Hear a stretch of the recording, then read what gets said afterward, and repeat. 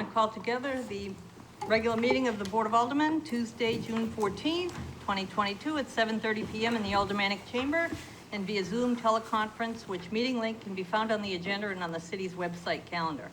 Prayer will be offered by City Clerk Susan Lovering, and Alderman Jetty will lead us in the pledge to the flag. Almighty God, we have the high honor and the serious duty to manage the affairs of our beloved city. Fill us, O God, with a spirit of unity and understanding, which enables us to face our multiple problems with a serene mind, with justice and charity for all, so that any and all decisions made by us will always be for the betterment and greater happiness of all our fellow citizens. So help us, God. Amen. Amen. I pledge allegiance to the flag of the United States of America and to the republic for which it stands, one nation under God, indivisible, with liberty and justice for all.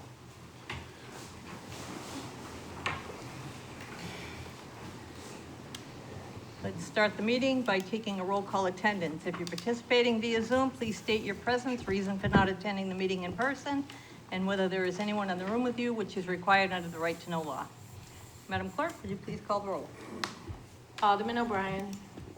Present. Alderman Sullivan. Here. Alderman Clee. Here. Alderman Moran. Present. Alderman Lopez. Here. Alderman Jetty. Here. Alderman Clemmons. Alderwoman Kelly. Here. Alderman Camo. Alderman Dowd. Present.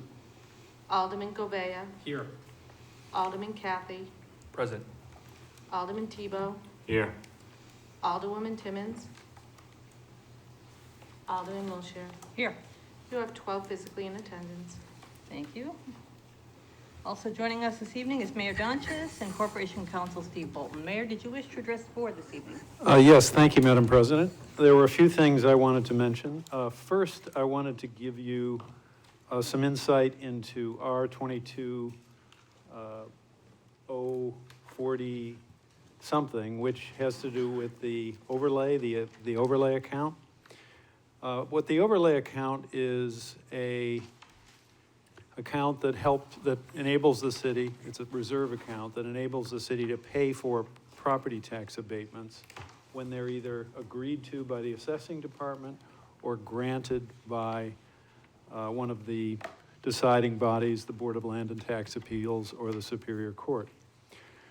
We made an estimate regarding what the overlay would be with the knowledge that there was a lot of variability because of COVID. COVID has, and other factors have affected in a negative way the value of many commercial properties. So we were aware that many commercial properties would seek abatements this year and as they had in prior years. We allocated $3.5 million to overlay with the knowledge, and there was already some in the account, with the knowledge that there was a reserve that protect us against any kind of overage in the amount of $1.5 million. So we were conservative. We wanted to tax people as little as we could on this for this purpose. And in the end, the overlay number that was, the amount that was allocated into overlay, given the abatements that have occurred, was not sufficient, but the reserve account, and therefore we need to draw on the reserve account. And this resolution transfers the reserve account into an abatement purpose. The reserve was specifically for abatements. It transfers the funds so that so that they can be used for the purposes for which they were saved. We will still have some money left over at the end, but I wanted to at least give you some insight into that resolution, and we will discuss the details at the Budget Committee, and I believe there will be a public hearing as well. I wanted to mention 02215, which is Greeley Park Advisory Committee. This received the unanimous support of the Personnel Committee.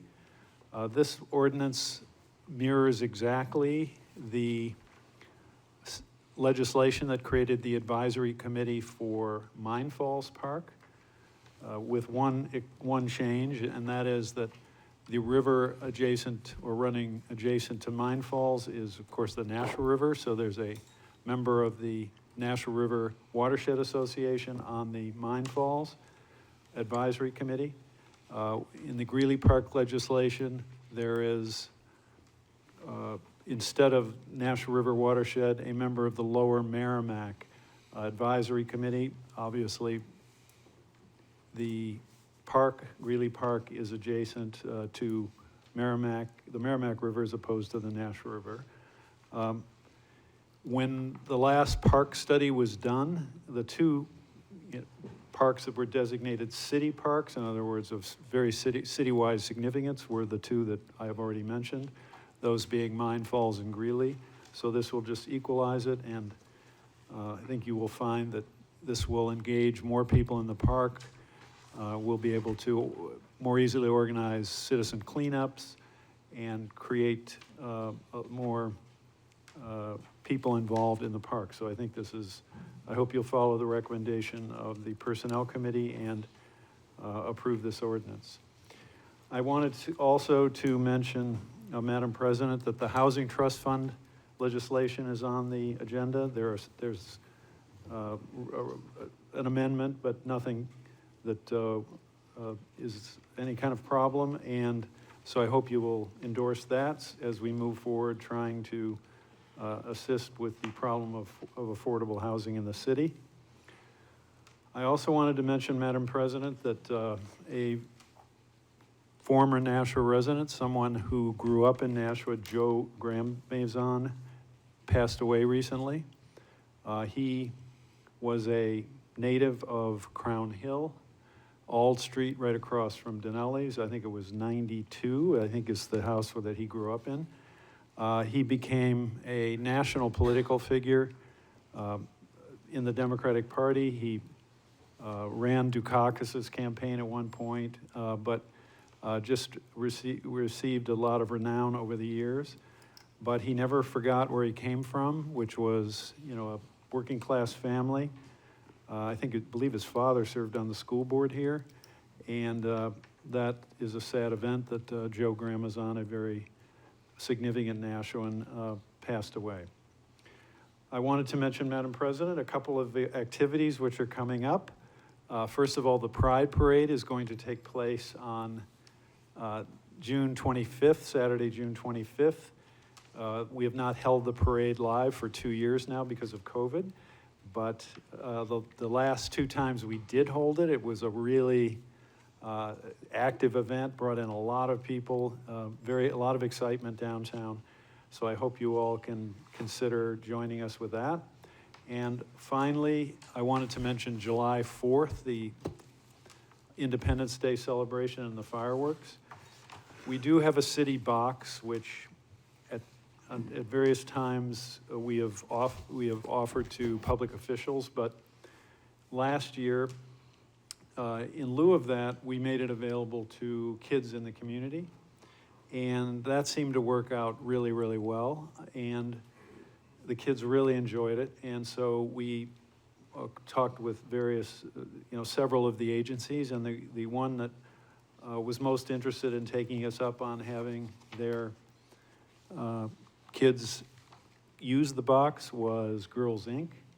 So Girls Inc. will be have kids be able to watch the fireworks from the suite above Coleman Stadium, and I'm sure they will have greatly enjoyed, and I think we'll offer a great experience to a few kids who've never been able to see the fireworks from that kind of perspective. So I hope you don't mind, but again, we're going to sacrifice ourselves a little bit and let the girls from Girls Inc. Enjoy themselves on that holiday. And I think that, Madam President, that is all I have for tonight. Thank you, Mayor. Responses to the remarks of Mayor? Alderwoman Kelly. Thank you, and I just wanted to say thank you for bringing up the Pride. It is coming up on the 25th, and I just wanted to reiterate that we are starting at 2 p.m. From Elm Street. That's when the parade starts, and there's a festival after. We're still doing the same route down to the library. We're still looking for volunteers if people would like to help pitch in on the day of, and if you missed being able to get your shirts we will have a bunch on hand at the event that you can buy. Anyone else? Okay. Recognition period. There is none. Reading minutes of previous meetings. There being no objection, I'll declare the minutes of the special and regular Board of Aldermen meetings of the April 25th and April 26th, 2022 be accepted, placed on file, and the reading suspended. Communications requiring only procedural actions and written reports from liaisons. Communication has been received from David R. Heath, Treasurer of the National Airport Authority, regarding summary of financial position and operating results. There being no objection, I'll accept the communication as read and refer it to the Budget Review Committee.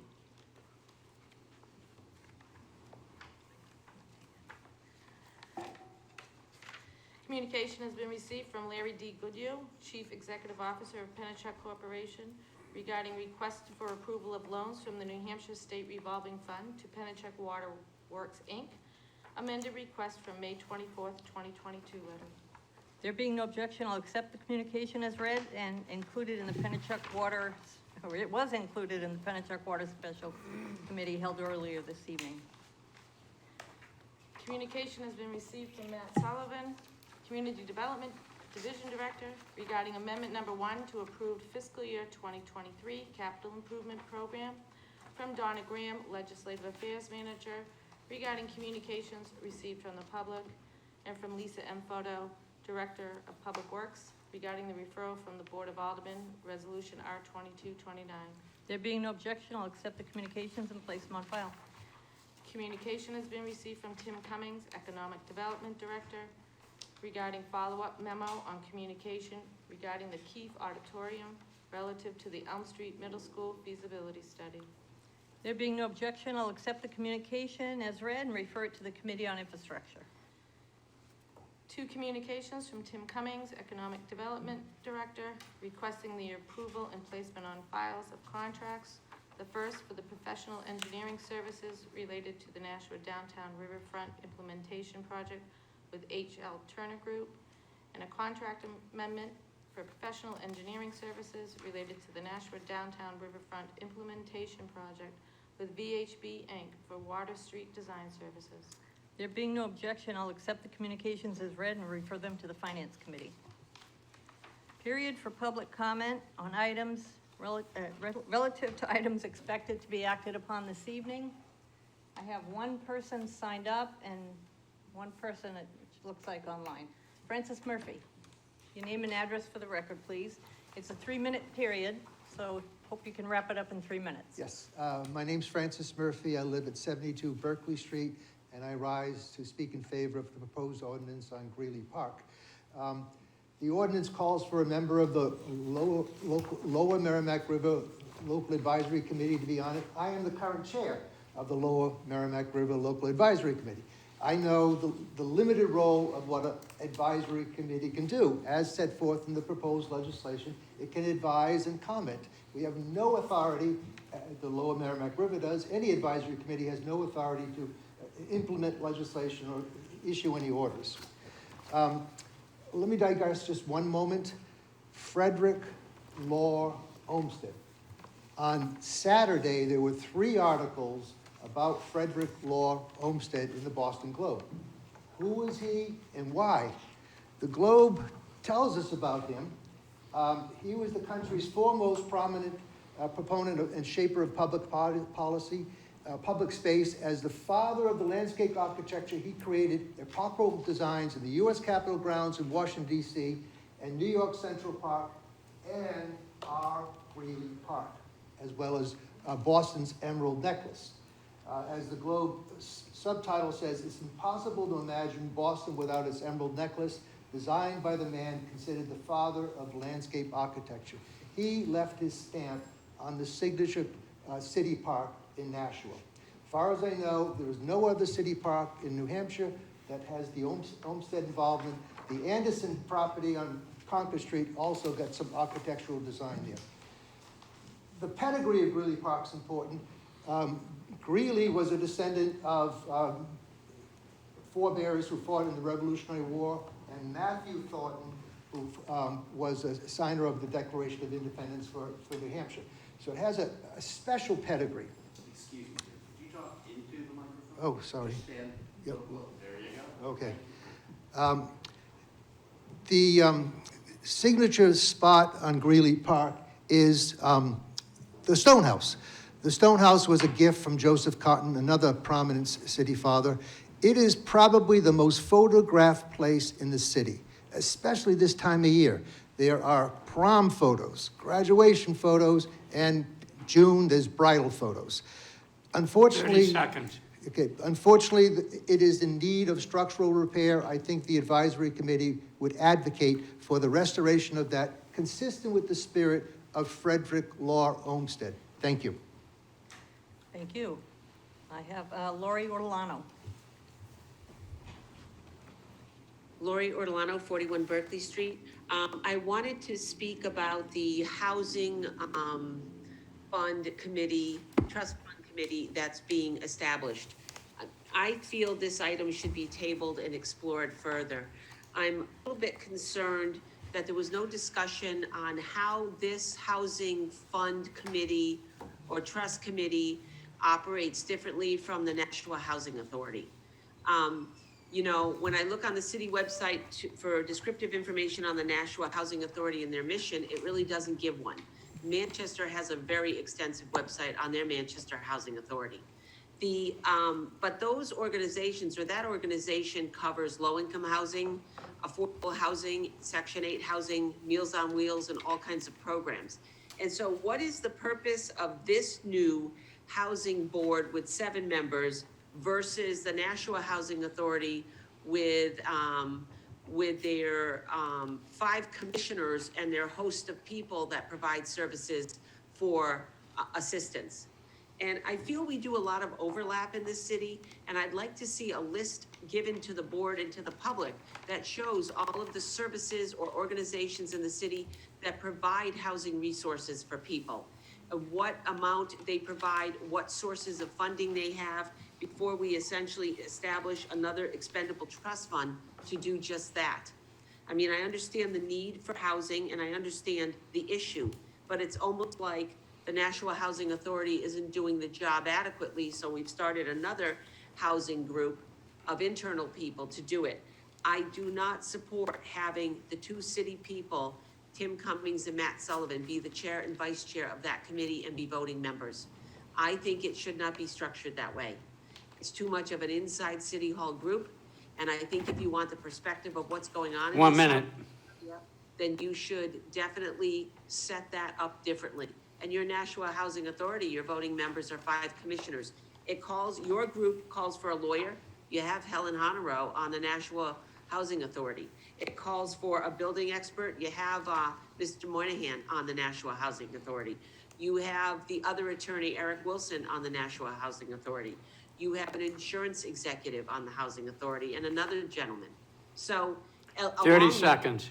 Host of staff. So I really feel like we need more information, and somebody I'd like to tell me why that isn't an overlapping committee and function. Thank you.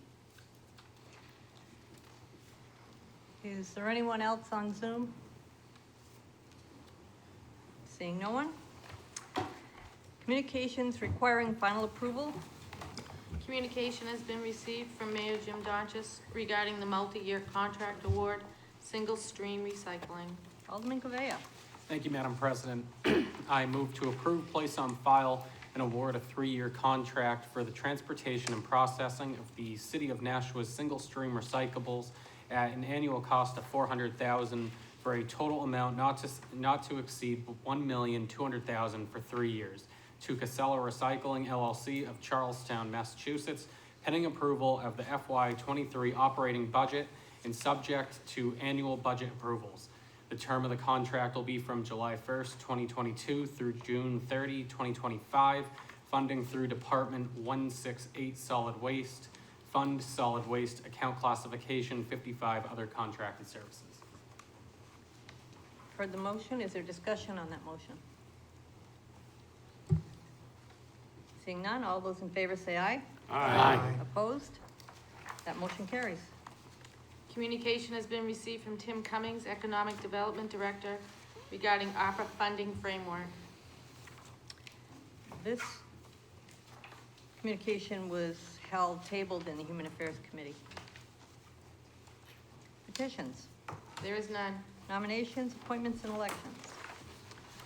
To the Honorable Board of Aldermen, I have this day appointed Nani Igaboni of Interfaith Council, Nashua, to the Cultural Connections Committee for a term to expire April 30th, 2025, and respectfully request that this appointment be confirmed. There being no objection, I'll accept the nomination and refer it to the Personnel Administrative Affairs Committee. Joint convention with the Edgewood Cemetery Board of Trustees. There being no objection, I'll declare that the Board of Aldermen meet in joint convention with the Edgewood Cemetery Board of Trustees for the purpose of re-electing trustees Robert McIntosh and Douglas Gagney and call for nominations.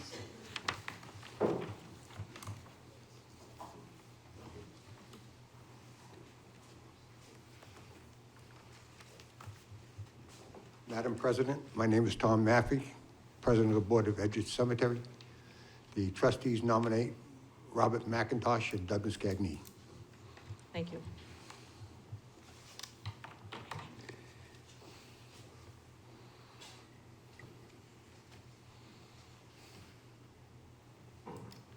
Madam Clerk? Alderman O'Brien. Robert McIntosh and Douglas Gagney. Alderman Sullivan. Robert McIntosh and Douglas Gagney. Alderman Clee. Robert McIntosh and Douglas Gagney. Alderman Moran.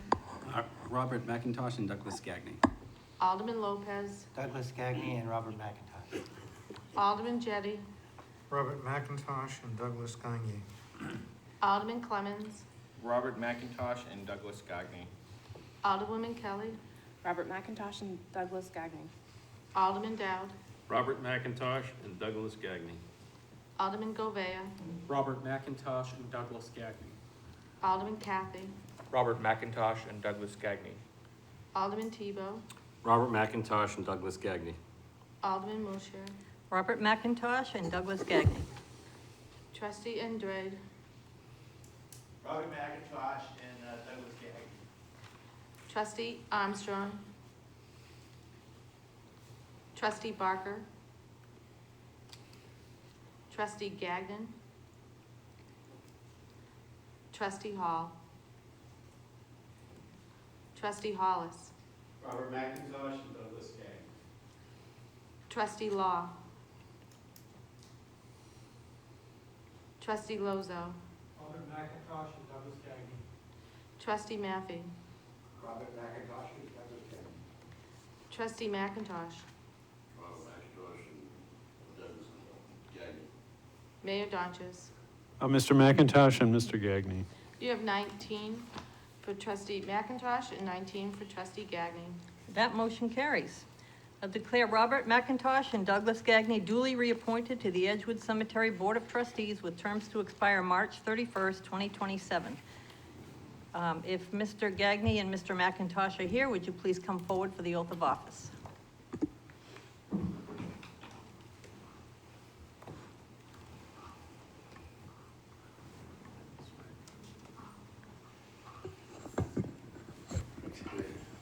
Thank you. Do you raise your right hand, sir? Do you solemnly swear that you will faithfully and impartially discharge and perform all the duties incumbent upon you as a trustee of the Edgewood Cemeteries, according to the best of your ability and cognizant with the rules and regulations of the city charter and the Constitution and laws of the state of New Hampshire, so help you God? Thank you, so help me God. Thank you. Thank you.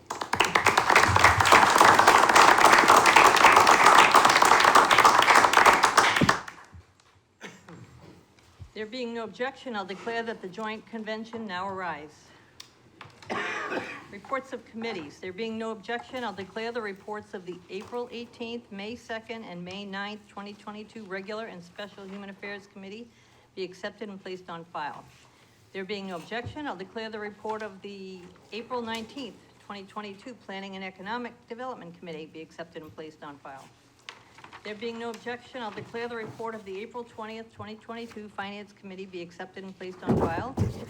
There being no objection, I'll declare the reports of the April 25th and May 5th, 2022 Budget Review Committee be accepted and placed on file. There being no objection, I will declare the report of the April 27th, 2022 Committee on Infrastructure be accepted and placed on file.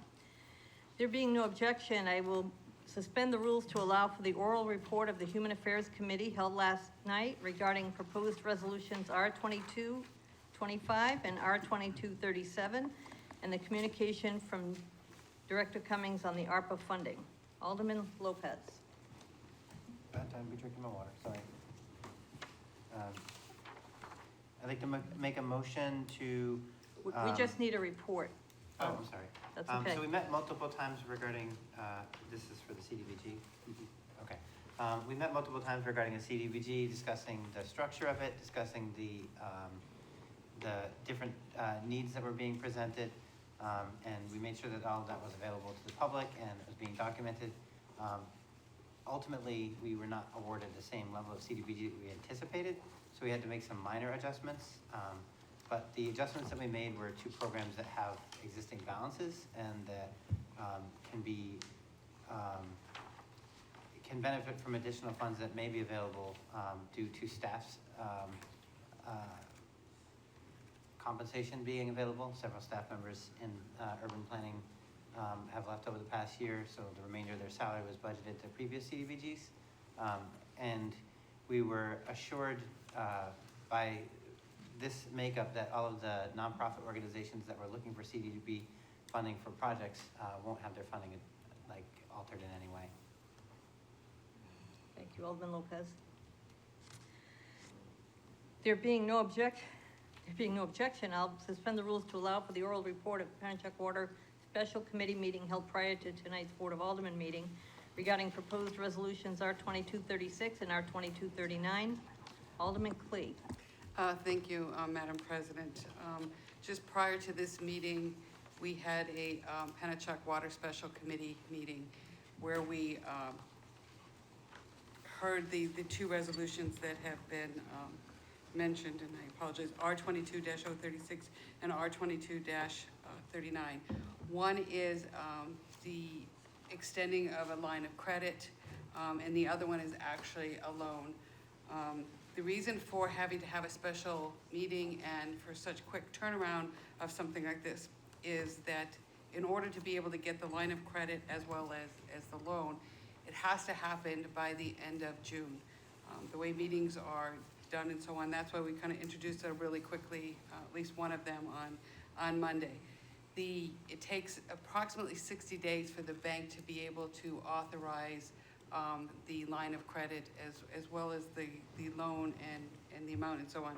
They take their financials at the end of March and they submit this in, and based on their standings, obviously, the line of credit will be given. A quick overview of the line of credit is just simply that. It's not a loan. So that is what I believe R-22-036 is the line of credit.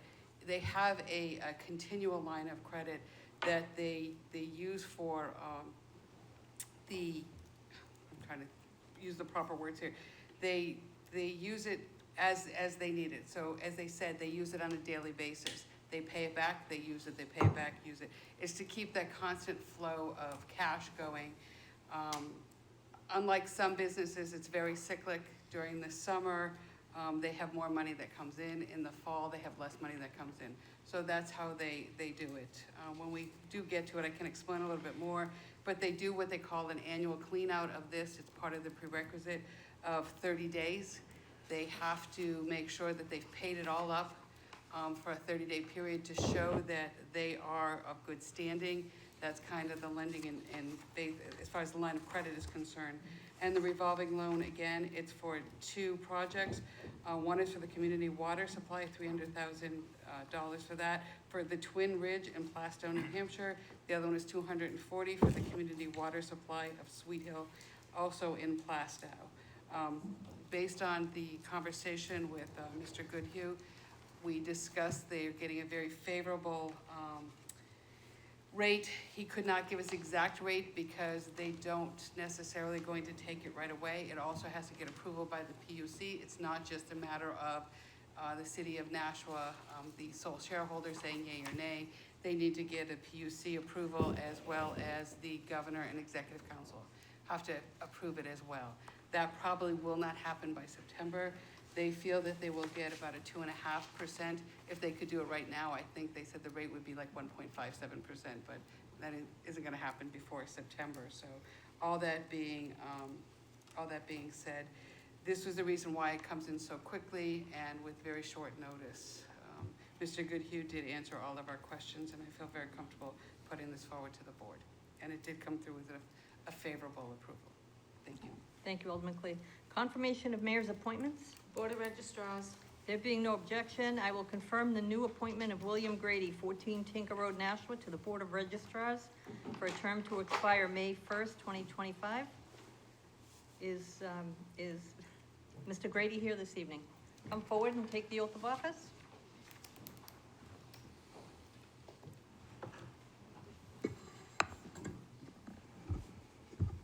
Raise your right hand, please. Do you solemnly swear that you will faithfully and impartially discharge and perform all the duties incumbent upon you as a member of the Board of Registrars of the City of Nashua, according to the best of your abilities and agreeably to the rules and regulations of the city charter and the Constitution and laws of the state of New Hampshire, so help you God? So help me God. Thank you. Congratulations.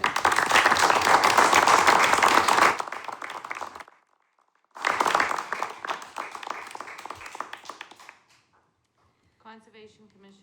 There being no objection, I'll confirm the new alternate appointment of Richard Whithue, 23 Syracuse Road, Nashua, to the Conservation Commission for a term to expire May 1st, 2025. Is Mr. Whithue with us this evening?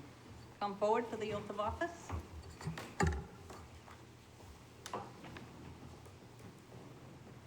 Raise your right hand, please. Do you solemnly swear that you will faithfully and impartially discharge and perform all of the duties incumbent upon you as an alternate member to the Conservation Commission of the City of Nashua, according to the best of your abilities and agreeably to the rules and regulations of the city charter and the Constitution and laws of the state of New Hampshire, so help you God? So help me God. Thank you. Congratulations.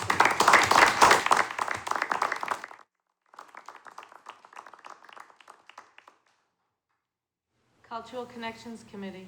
There being no objection, I'll confirm the following reappointment and new appointment to the Cultural Connections Committee. Deepa Mangalat, 18 Wild Rose Drive, Nashua, for a term to expire February 28, 2025, and Claudia Decker of 59 Robinson Road, Hudson, for a term to expire May 24, 2025. Is Ms. Mangalat or Ms. Decker with us this evening?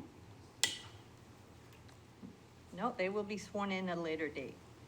Nashua Arts Commission. There being no objection, I'll confirm the following new appointments to the Nashua Arts Commission. Joseph Lefferwitz, 35 Newbury Street, Nashua. Deanna Hoying, 361 Whitford Street, Manchester. And Lauren Spira-Savet, 39 Coburn Ave, Nashua, all with terms to expire May 31st, 2025. Are any of those individuals here this evening? Please come forward.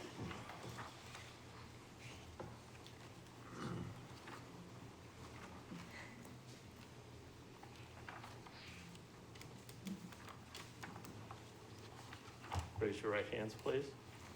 Do you solemnly swear that you will faithfully and impartially discharge and perform all the duties incumbent upon you as members of the Nashua Arts Commission, according to the best of your abilities and agreeably to the rules and regulations of the city charter and the Constitution and laws of the state of New Hampshire, so help you God?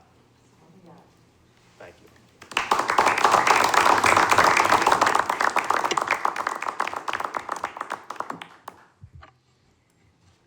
Unfinished business resolutions. Third reading of Resolution R 2225, authorizing the mayor to apply for and expend the Community Development Block Grant, CDBG, and Home Investment Partnership Program funds for fiscal year 2023. Alderman Lopez. I'd like to make a motion to amend R 22025 by replacing it with the goldenrod copy of amendments made at the Human Affairs Committee. The motion is to amend. Discussion on that motion. Alderman Kathy. Thank you, Madam Chair. I just have two clarifying questions, if I may. Sure. The first one being, do these grants require any matching funds, or is this just straight grants for us? Do we have to do anything? That's a straight grant. Okay, We straight are an entitlement community, so we get that without matching funds. The second question I had was, item number 14 says there is no money being allocated for contingency. In the case that reserve funds would be needed, where would that money be coming from? I know it gets approved by us, but where would it would just come straight out of the general fund, or is there a specific place it would come from? Well, as Alderman Lopez alluded to earlier, there has been a vacancy in that department for some time. And at the end of this fiscal year, which is June 30, they will calculate what funds there are left through attrition, and that will go back into the fund. Okay, great, thank you. You're welcome. Motion is to amend. Any further discussion on that? Seeing none, all those in favor say aye. Aye. Opposed? That motion carries. Alderman Lopez. I'd like to make a motion for final passage for R 22-025 as amended. Motion is for final passage as amended. Discussion on that motion. Seeing none, all those in favor say aye. Aye. Opposed? That motion carries.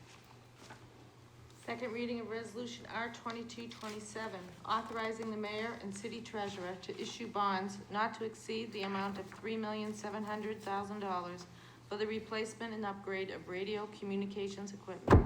Alderman Kathy.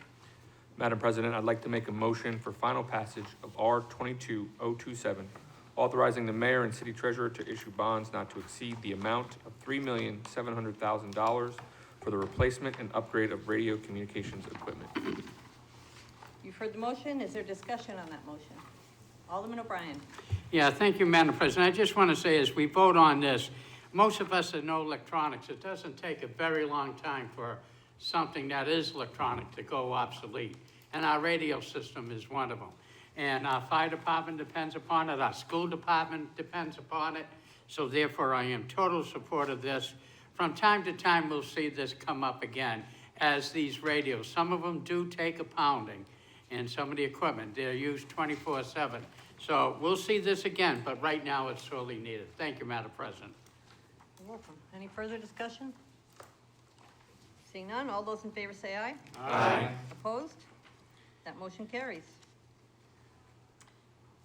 Second reading of Resolution R 2229, authorizing the mayor and city treasurer to borrow an amount not to exceed $6,900,000 through the issuance of bond and/or a loan through the New Hampshire Department of Environmental Services State Revolving Loan Fund for the wastewater treatment plant dry well valve replacement project.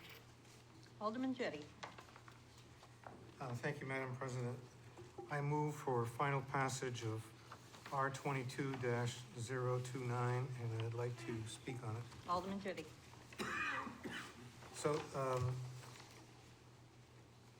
So this is regarding our wastewater treatment plant, and the Superintendent Boucher spoke to the Board of Public Works and to the Budget Review Committee and explained that all of the wastewater in the city goes through this wastewater plant. It goes through one main pipe. It's a 36-inch steel pipe, and there's a pump that pushes it up 2 stories. During the recent 20-year facility plan, they did some pipe thickness testing of this pipe, and it has significant wear and has to be replaced. So it's essential that that we keep this wastewater treatment plant going.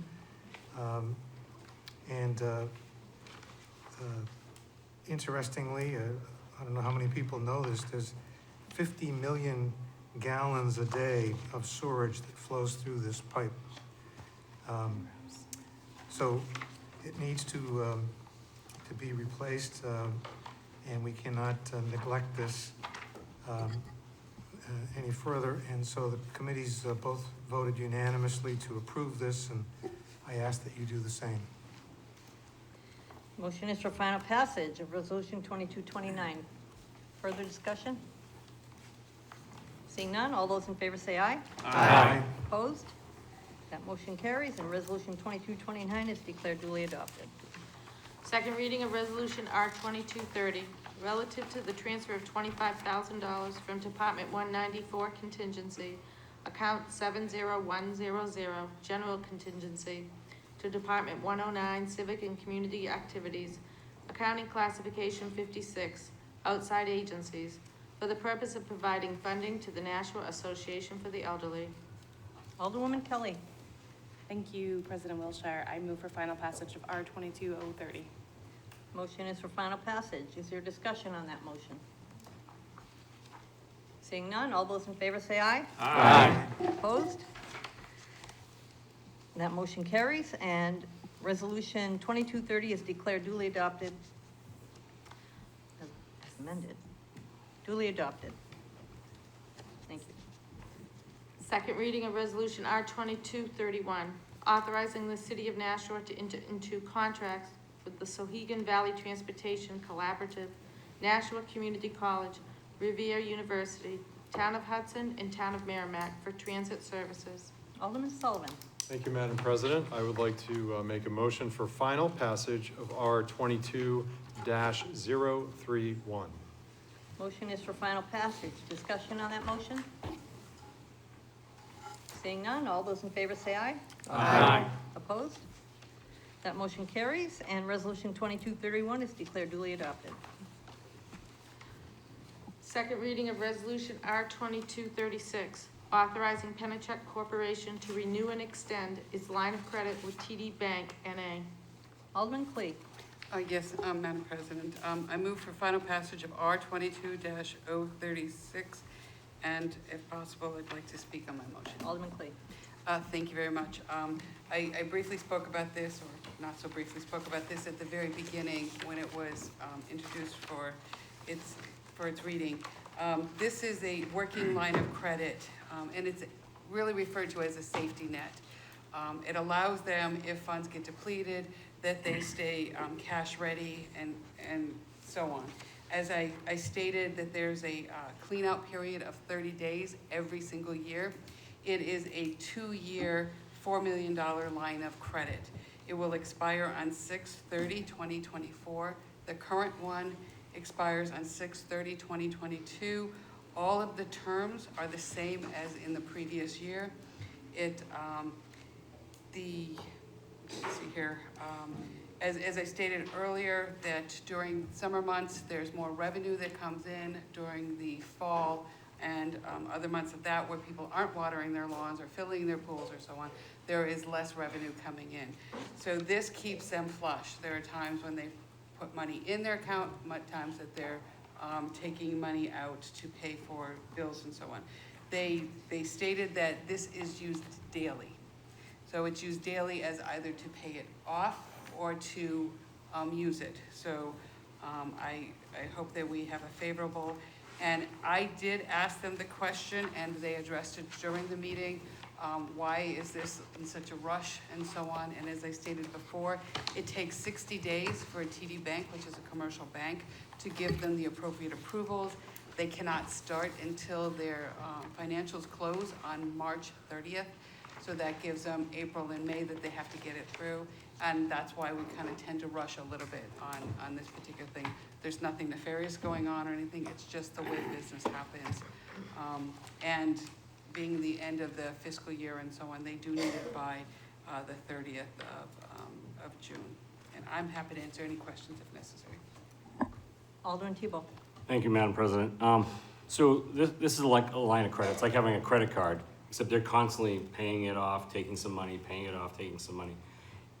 The only way we would really be in trouble here in any way is if they defaulted on, or they couldn't pay the money back, right? Other than that, it's just business as usual pretty much, or? I'm not sure that I'm capable of answering. I think Attorney Bolton. Attorney Bolton. The city of Nashua is never liable for the debts of Pennachuck. Okay. So the only way we can get in trouble is absolutely no way. That's a great answer. Thank you. That's a good way. Further discussion? Seeing none, all those in favor say aye. Aye. Opposed? That motion carries, and Resolution 2236 is declared duly adopted. Second reading of Resolution R 2237, relative to the acceptance of $1,031,630 from the State of New Hampshire Department of Health and Human Services into various public health and community services grant activities. Alderman Clee. Thank you, Madam President. I move for final passage of R 22-037. Motion is for final passage. Discussion on that motion. Seeing none, all those in favor say aye. Aye. Opposed? That motion carries, and Resolution 2237 is declared duly adopted. Second reading of Resolution R 2239, authorizing Pennachuck Corporation and Pennachuck Water Works, Inc. to borrow funds from the State of New Hampshire Revolving Loan Fund. Alderman Dowd? Yeah, I'd like to make a motion for final passage of R 22039 and speak to it very briefly. Alderman Dowd. I believe this has been fully explained by Alderman Clee, and it's like a 2.5%. Further discussion? Alderman Clee. Thank you, Madam President. I just want to reiterate that it is a revolving loan through the state of New Hampshire. And as I stated, they may have been able to get a little bit better, but because it'll have to wait till September, where the PUC, which is the Public Utility Commission, has to approve it, then the Executive Council and the Governor will also give its final stamp of approval, and then they will be able to go forward to it. It is for two projects, a $300,000 community water system for Twin Ridge in Plastow, New Hampshire, and a $240,000 community water system in Sweet Hill, Plastow. Just as a side note, this is all part of the 11 communities, which also include Nashua, but this does not affect the Nashua waters and so on. I think that's basically just the additional information that I had restated, but want to state it here as well. Anyone else? Motion is for final passage. All those in favor say aye. Aye. Opposed? That motion carries, and Resolution 2239 is declared duly adopted. Unfinished business ordinances. Second reading of Ordinance O 2215, establishing a Greeley Park Advisory Committee. Alderwoman Kelly. Okay. I would move to further amend 02215 by replacing it with a gold around copy with the following edit. Under 1242, second to last paragraph, I move to strike a member of the Board of Aldermen and change the word any to an. And if I could speak to my motion. Alderman Kelly. I think that was the right way to do it, but I just wanted, there was actually the last two sentences actually contradict each other, and this just fixes that. Okay, the motion is to amend. Alderman Clemmons. I turned 40 in March, and now I'm losing my eyesight and my hearing. Can you repeat the amendment? I'm sorry. Hey, I'm right there with you. So the motion is to further amend the goldenrod copy by changing the third to last sentence in 1242. We would be removing a member of the Board of Aldermen and changing the word any to an. So it would read, no member of the advisory committee shall be an employee of the Board of Public Works and Recreation Department. Because as you can see, it's fighting the last sentence. Okay. Alderman Sullivan. I would like to make a motion to amend this ordinance by striking Greeley Park and substituting it with a citywide Park Advisory Committee. And could I speak to it, please? Sure. Thank you. I watched the Personnel Committee talk about this and debate it, and as I was watching it, I could kind of sense from the group that there were questions about perhaps turning this into a citywide advisory committee for all of our parks. And I thought about it, and I thought when I saw this tonight, it would be an opportunity to take care of all of the parks in the city of Nashua, in addition to, obviously, Greeley Park. And I think what this does, essentially, is it prevents siloing. Because if you have a Greeley Park Advisory Committee, and then where I am, you have Roby Park, and you have all these different advisory committees, and people sit on them, I think it can cause siloing, and that's a bad thing, at least in the world of business. I think here, what it allows it to do is kind of increase the brain trust and increase the ability of this body to oversee all of our parks. I see this as an opportunity to build a committee where you would have, think of it here, where you might have a couple, 3 members specifically assigned to Greeley Park. And then you would have at-large members that would oversee different areas of the city. And I think what that allows it to do is, again, speak to the larger vision of all of our parks in Nashua. And it prevents whataboutism. So if we leave tonight, what about my park? What about St. Andrews Park in Ward 9? Why don't they get one? This prevents that. We have the opportunity here. We're motivated, we're focused, we're all thinking about our parks. This gives us the opportunity to take care of everything with one vote, and that would be my motion. Alderman Clayton. Thank you very much. And while I completely understand what my colleague to my left is stating, I did speak with Public Works, and the last thing that they want is an advisory board for all of the parks, whether it be generic or so on. When I spoke to them about this particular one, they reached out to me, and after having seen the last meeting that references, and they had a complete kind of anxiety that we were going to do just that, to create an advisory for all the parks. That's what Public Works, the Board of Public Works is for, and we are usurping their authority if we do something like this.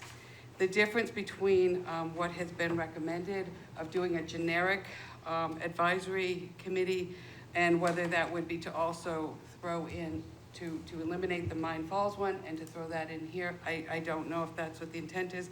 But the main reason for having a separate Greeley Park advisory is much like what we have for the Mine Falls one. It's a very large park in that it has a different view towards all the other parks. I have tot lots in Ward 3. I know others have other little parks and so on. And Roby is a very large park. I think Roby is probably our 3rd largest park in the city. The difference here with Greeley Park is Greeley Park technically has a non-official Friends of Greeley Park. And someone had said to me, well, if we do this, aren't we kind of creating NIMBY of some sort, which is, for those who don't understand, it's not in my backyard kind of type of thing. And the answer is no, it will not. What it does is it takes this Friends of Greeley Park, which are really Ward 3 residents, and they kind of unofficially look over the park and kind of give information. What this would do is it would say, this Greeley Park is not Ward 3. This Greeley Park is the city of Nashua. And we would put people from the city, not just Ward 3. Then it actually is the opposite of NIMBY. It is not creating that kind of thing, and it legitimizes. It's the same thing with the Mine Falls Advisory Park. Because it is a large park, because it does have a connected waterway and so on, there's a whole lot of different issues that go on with it, in that there's park cleanup, there's kind of watching over things. And while the Board of Public Works does a phenomenal job in that, it's kind of what we did with some of the trust funds, like for 12 Court Street. We kind of took it out of the general definition of a building and said that this is something a little bit different. This, just like we did with Mine Falls, this is different, and it deserves its own kind of advisory committee. And as the speaker who spoke earlier mentioned, it's an advisory committee. It's going to be creating like a tick list or just a, this is something that to bring to the Board of Public Works, to bring to maybe the Board of Aldermen. And they have no authority to spend, they have no authority to authorize anything. It's just kind of something of that nature. It's basically, as you can see, it's a citizens group. It involves the Lower Merrimack River Local Advisory Committee, a member from them and so on, as well as citizens. The difference between this, as the mayor pointed out in the Mine Falls Advisory, is that the Mine Falls Advisory has a different waterway personnel on it. And what also makes this different is there's a Board of Aldermen on this committee. We spoke about putting a person of Public Works on the committee, and Public Works said, please no, don't do that either. And I think it was actually brought up that we don't have the authority really to say someone from Public Works would go on there. They're volunteer, they're overstaffed, and understaffed, overworked. And it was something we did not want to do. It's one thing if we put an alderman on there, but something different. So this is not the same as doing that. And the Board of Public Works, or at least Public Works in general, I shouldn't say the board, I don't want to speak to them, I did not speak to those members, but Public Works in general will be very much against a generic advisory committee. So I would strongly recommend voting against that. And while I think it was well-meaning and it was a discussion that was happened, I think it would go in the face of what one of our departments is really looking for. Alderman Lopez. So I plan to vote against this. It was discussed in the committee, and I think it would be a square peg in a round hole with this as it's written. As Alderman of Ward 4, I have a number of small parks that need attention. Mayor Donchis is aware that I'm trying to get neighbors together to work on renovating or upgrading the skate park, which is called the Ash Street Skate Park, but is actually more of a BMX park at this point. I don't really see a role for the Lower Merrimack Advisory Committee to really weigh in on that or help. I'm not aware of their skill set in that. So I think by creating a committee that serves all, you're going to create a committee that serves none. Some of the smaller parks that I represent, like Los Amigos Park, for example, they may have needs for short-term renovations, like we need our annual mulch done, but that's kind of my job as an alderman to make sure that my local area and my residents and my constituents that have concerns are being given the attention that they deserve. So I work with Parks and Recreation. If there's development need, I work with the development department. I organize neighbors when they need to do cleanups and that kind of stuff.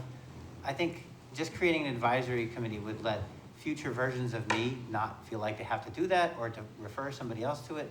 And I don't know that a aldermanic liaison who is assigned to a committee that is representing the entire city is really going to give each individual park the attention it deserves. So while I understood the conversations as they unfolded in the committee, and I participated, I also understood that trying to create a one-size-fits-all situation really just eliminates the years of good that the Mine Falls Advisory Committee has been doing, volunteering, organizing cleanup events, all that type of things, and neutralizes the possibility of having something similar happening in Greeley Park. And I think parks the size of Greeley Park and Mine Falls have very different needs than parks the size of the Ash Street Skate Park. Thank you. Alderman Tebow.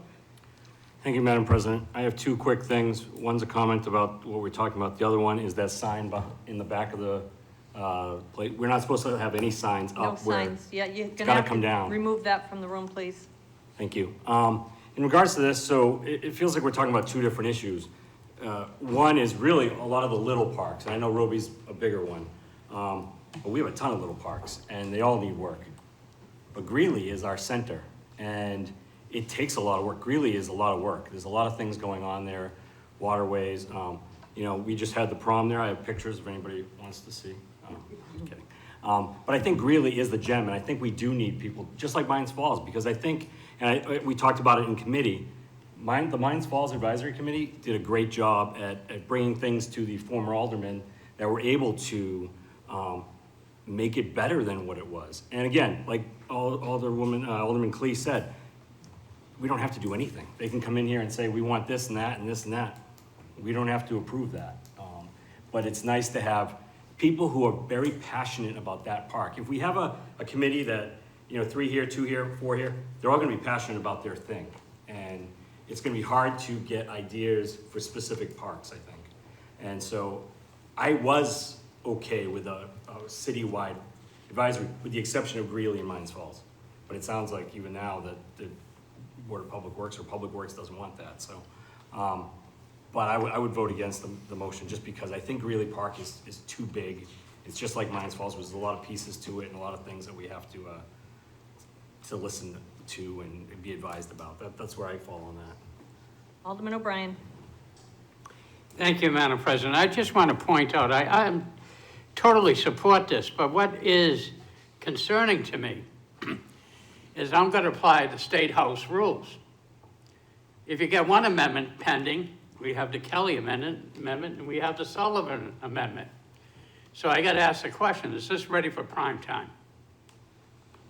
So, Madam President, through you, can I ask the chair, would the chair be open to referring this back to committee to discuss it? Because I don't see a 5-alarm fire to it. You can make a motion to do that. No, I would like to, I an am the chair. explanation, no, Can I respond? if that's okay. Alderwoman Kelly. I would entertain it, but I would like everyone who had their hands up to have the opportunity to speak on it. I'm sorry. I'm sorry, I'm not eating my microphone. I said I would entertain re-referring, but there were a few people who wanted to speak and I wouldn't want to. Oh, and that's fine. I mean, and I'm okay. Others can speak. It was just happened to be my turn, Alderman Kelly. But the thing is, if it's not ready, I think we could do a really good job with this. You know, I'm supportive of it. I'm not against it. But it needs to be vetted better. Alderman Clemmons. Thank you. In my opinion, the original legislation was vetted very well. The original legislation was about Greeley Park and creating an advisory committee similar to the Mines Falls Park Advisory Committee. And the purpose of it was to make sure that there was a group of people that were dedicated to that park and the various facets held within it, which are many, including the Nashua River, the stage, there's a pool there, there's forest, there's gardens, there's soccer fields, there's all kinds of things in Greeley Park. And the idea was you have an advisory committee, the advisory committee can oversee and recommend. There are people that, different things, there are people that are dedicated to that park, that know the ins and outs of that park, supposedly, and can be kind of the eyes and ears for the Board of Aldermen. And that's sort of what I saw this as being, and it was vetted very well. What was not vetted was having an advisory committee that oversaw all of the parks. And to me, in my opinion, that's a separate issue, because I still think, even if we're gonna do that, fair enough conversation, but in my opinion, Greeley Park needs to be carved out from that. Because, as I had mentioned, Greeley Park is too big of a place. I agree with Alderman Tebow, it's too big of a place, and it has too many things going on within it to be lumped in with a small park in Alderman Lopez's ward, and things like that. And so, if we want to talk about having an advisory board for all of the rest of the parks, I think that's fair debate. I don't know that I would necessarily support it. I don't know where I'd go on it, but I think it's fair debate. But I don't think that Greeley Park should be a part of that. I think Greeley Park is big enough on its own. It's a gem of a park, and it needs its own advisory committee. So I won't be supporting this amendment. I also wouldn't support bringing the original legislation back to the committee either. Alderman Guevara. Thank you, Madam President. And I have to agree with Alderman Clemmons on this. I think the legislation that we came up with in committee was good legislation, and I feel anytime we can get a group of people in the community together who want to do a park better, I think that's a good thing. And I feel Greeley Park, with what it is and what we all know it is, deserves its own committee. And I'm not really against other parks getting that as well. I feel the issues in my ward at Lincoln Park are going to be different than Alderman Sullivan's Kirkpatrick Park. I feel it's a different issue set. I just feel if we have people who want to get together and volunteer time to make a park a better place, who am I to say no against it? So I will not be supporting the amendment, and I would not support putting it back in committee as well. Thank you. Alderman Clee? Thank you, Madam President. I don't want to muddy the waters, nor do I want to see this go back, so I'm going to ask to move the question that was put to us from my colleague to my left. Could I speak on it first, please? I literally let everyone else speak on it. Non-debatable. I will hold my comment. Alderwoman Kelly? Thank you. I appreciate your thinking and the amendment you brought forward. I believe that some of it was stemming from comments that I particularly made. I had concerns about committee creep, about how, well, why not Roby end up with a park committee, advisory committee, and, you know, the tot lots have their own committee, and that was one of the concerns that I had. The arguments that you heard were some of the ones that were vetted at the personnel, which was, it's our second largest park, it has a lot of facets, it makes sense for it to have a similar advisory committee to what we've had at Mine Falls for so very long. And then I said, I think that I can go along with this, but I think that the other parks need a voice too. And my concern was that when we start to have Greeley Park and Mine Falls Park have advisory committees, they're gonna bring forward all of these things and they're gonna get taken care of. And the other parks don't get a voice. And that was my concern. And I think to what Alderman Clemens said, it is a separate issue that I would very much like to see talked about and vetted. And that was my intent with my comments that evening. Alderman Dowd? Yeah, just to clarify a few things. First of all, we'll have to address each one of the amendments separately. Yes, we will. But I didn't hear, and I appreciate what Alderman Sullivan's trying to do in his thought process, but I didn't hear anything in his amendment that did away with the Mines Falls Park. If you're gonna have one group, I think that would have to be handled under separate legislation since it already exists. The other thing is that we have over 30 some odd parks in the city. If you have one person for every park, you get 30 people in this advisory committee. Trust me, you get 30 people in a room, you're not gonna agree on anything. It's just gonna be a waste of time. And I know that the Department of Public Works does not like this, having a committee for all their parks, because they feel it would be too confusing. We also have the chairman of the Board of Public Works sitting with us, and I'd like to get his thoughts. Is he on Zoom? On Zoom? The mayor. Oh. The Board of Public Works. Mayor Johnson, did you care to respond? Well, by charter, I am chair of the Board of Public Works. I couldn't have said it better than Alderman Lopez, Alderman Clemens. Greeley Park has a special status. Last time that we did a park study, the status of city park, meaning a city-wide park, was given to two parks, Mine Falls and Greeley. So I think I don't know about the citywide thing, but at this point, if we created a Greeley Park Advisory Board similar to, or really the same as Mine Falls, I think we're gonna get more volunteer involvement. We're gonna get more people involved in a park that, serves the entire city and really beyond. If you go there on a weekend, there are people from everywhere, all over the city, people who don't have backyards, people who, are using the grills, even people from Massachusetts come and use that. So it is really a park of regional significance, and therefore I think it deserves its own advisory board like Mine Falls. Thank you, Mayor. Alderman Jettie.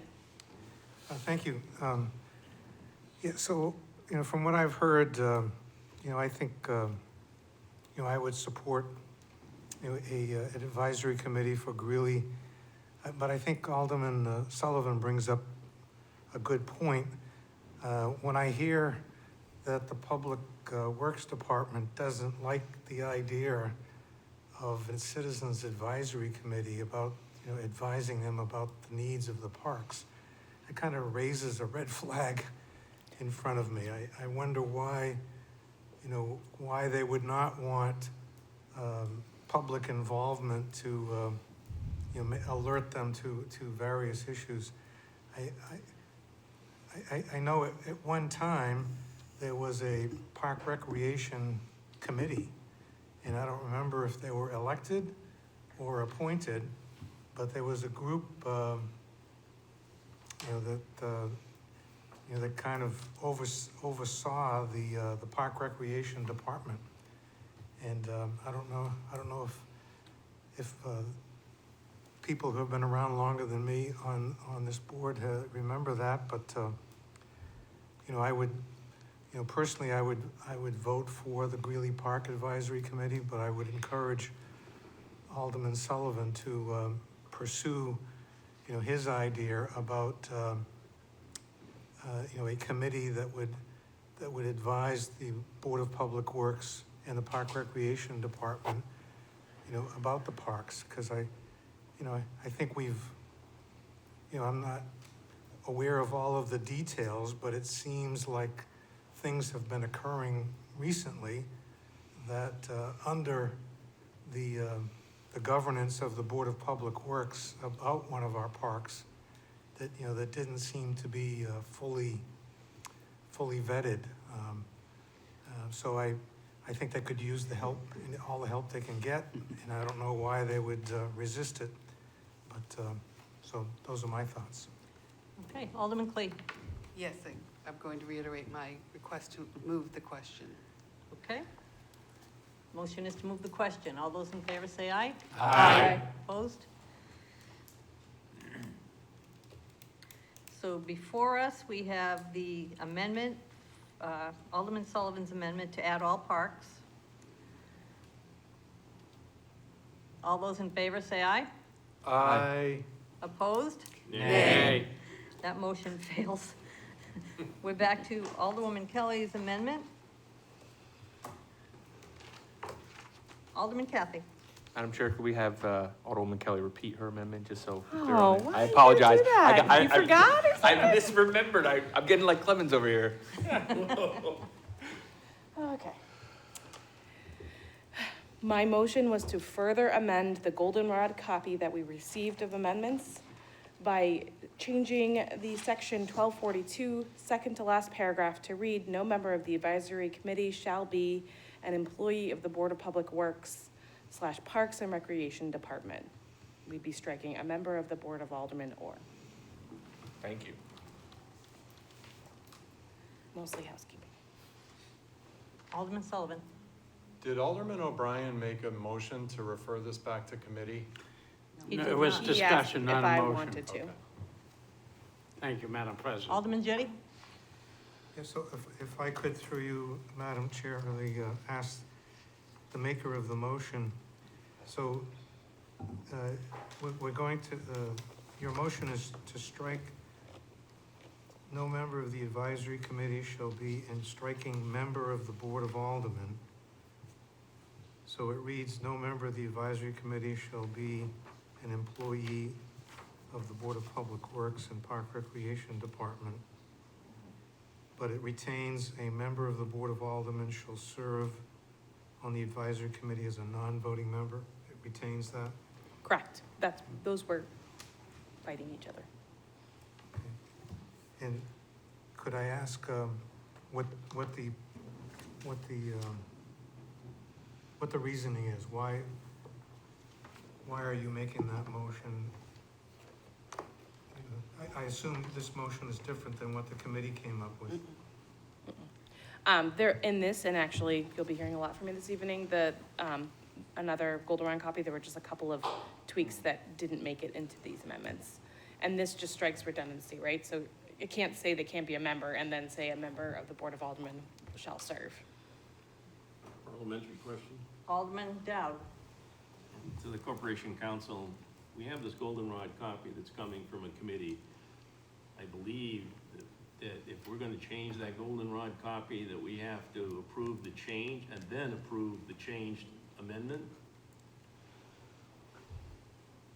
Well, my opinion would be a straightforward way to accomplish what I think the maker of the motion desires to accomplish is first to move that the legislation be amended by replacing it with the goldenrod copy, and then a motion to further amend by striking the words that Alderman Kelly asked to be stricken so that it no longer retains that contradiction in terms where it says no member will be a member of the Board of Aldermen, and the very next sentence says a member of the Board of Aldermen shall be a non-voting member.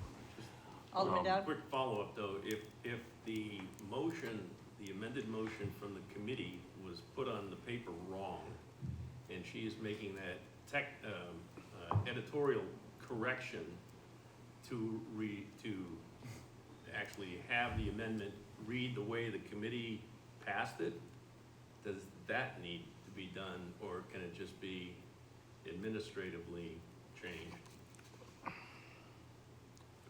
No, it cannot be administratively changed. Just check. The Board of Aldermen passes the legislation.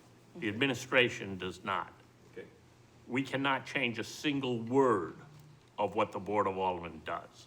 So, if it's put down wrong somehow, this meeting is the time to correct it. If there's disagreement as to whether it was put down wrong, this committee can, this board can decide what is the right way and adopt it, whatever it determines tonight to be the right way. Alternatively, it could be, in fact, we referred to committee if some further discussion is deemed necessary. But the committee itself does not make amendments, does not even make proposed amendments. The committee makes recommendations to the Board of Aldermen. That recommendation may be to amend it. That recommendation might further be to pass it with those amendments. But it's only a recommendation of the committee until this board does something. Until this board does something, nothing has changed about the piece of legislation from the night it was introduced.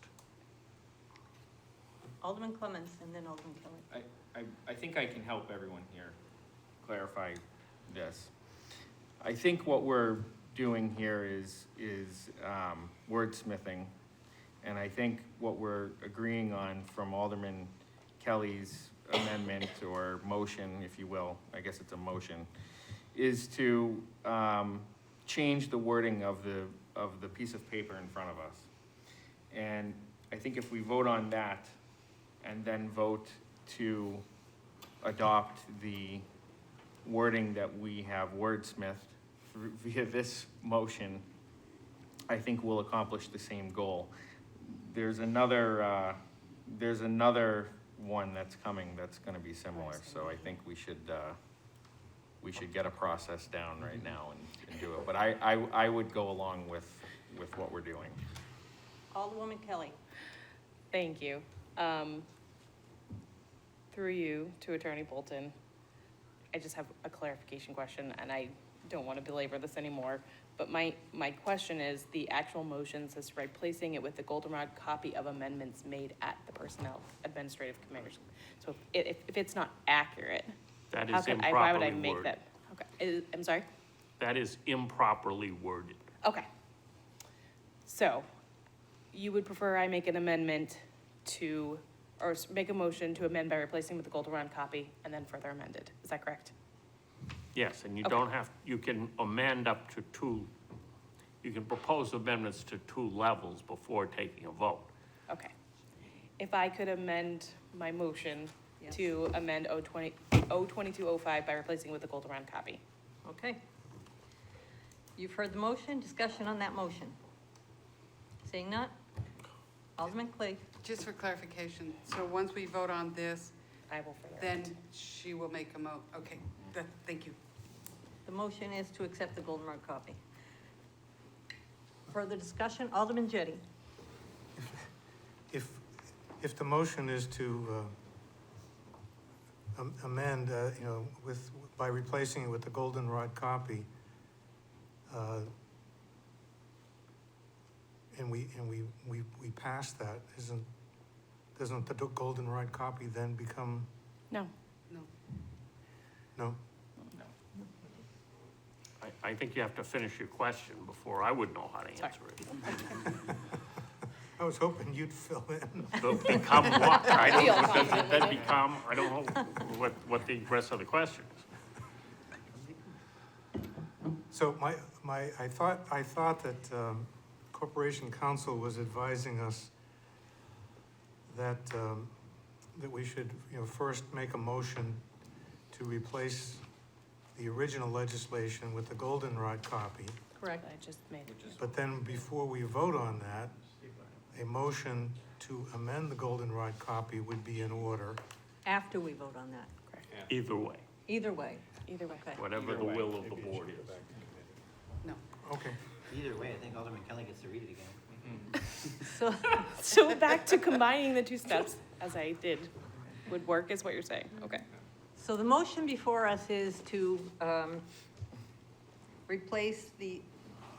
to amend by replacing it with the goldenrod copy. That's the motion. No further discussion on the motion. All those in favor say aye. Aye. Opposed?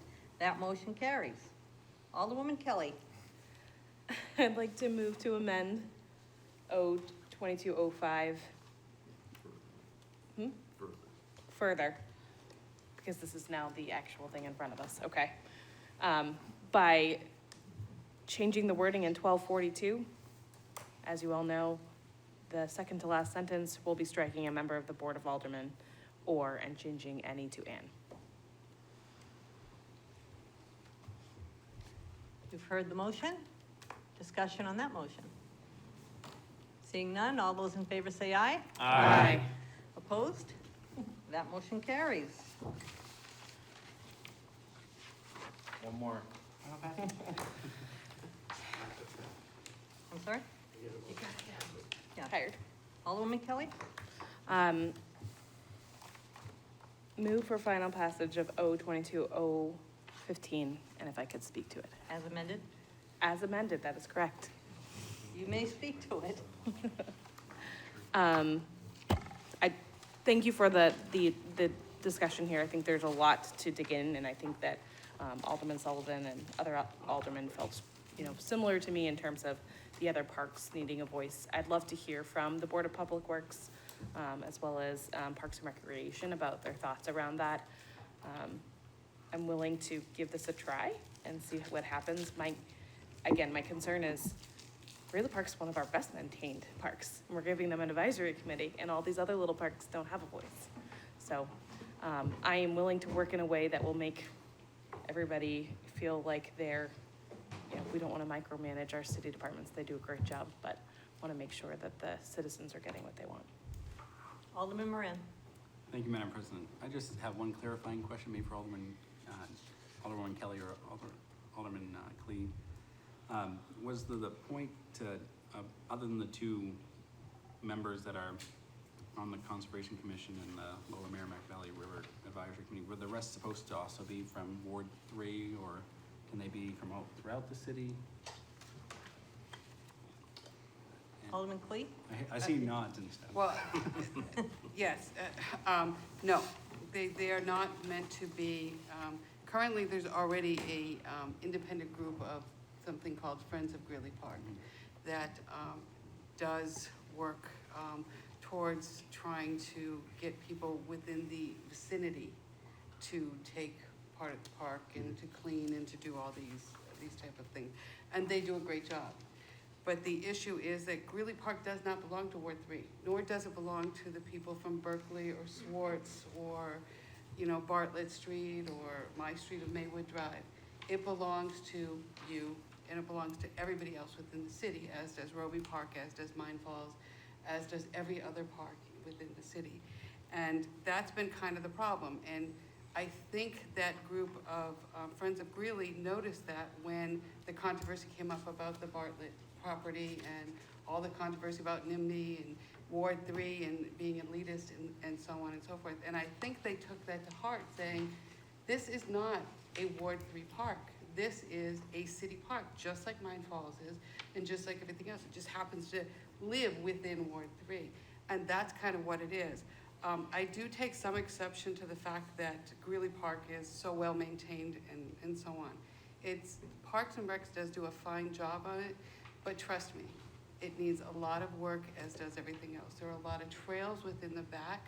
There are constant organizations, and I'm one of them, that lead to clean the park, to maintain the park, to do everything like that. You heard about the Stone House. The Stone House needs work. It needs work inside. We've had pipes that have burst. We have many different things that have happened, the stones and so on. It's a historic building. It's a beautiful, beautiful park. It has pickleball in it. They've taken some of the baseball fields and turned them into soccer fields and so on. The advisory park is not going to ask for anything like that. I think it hit everybody that Greeley Park does not belong to Ward 3. Greeley Park is a city park. So I would be very much against if someone said, oh, let's put everybody from Ward 3 on that.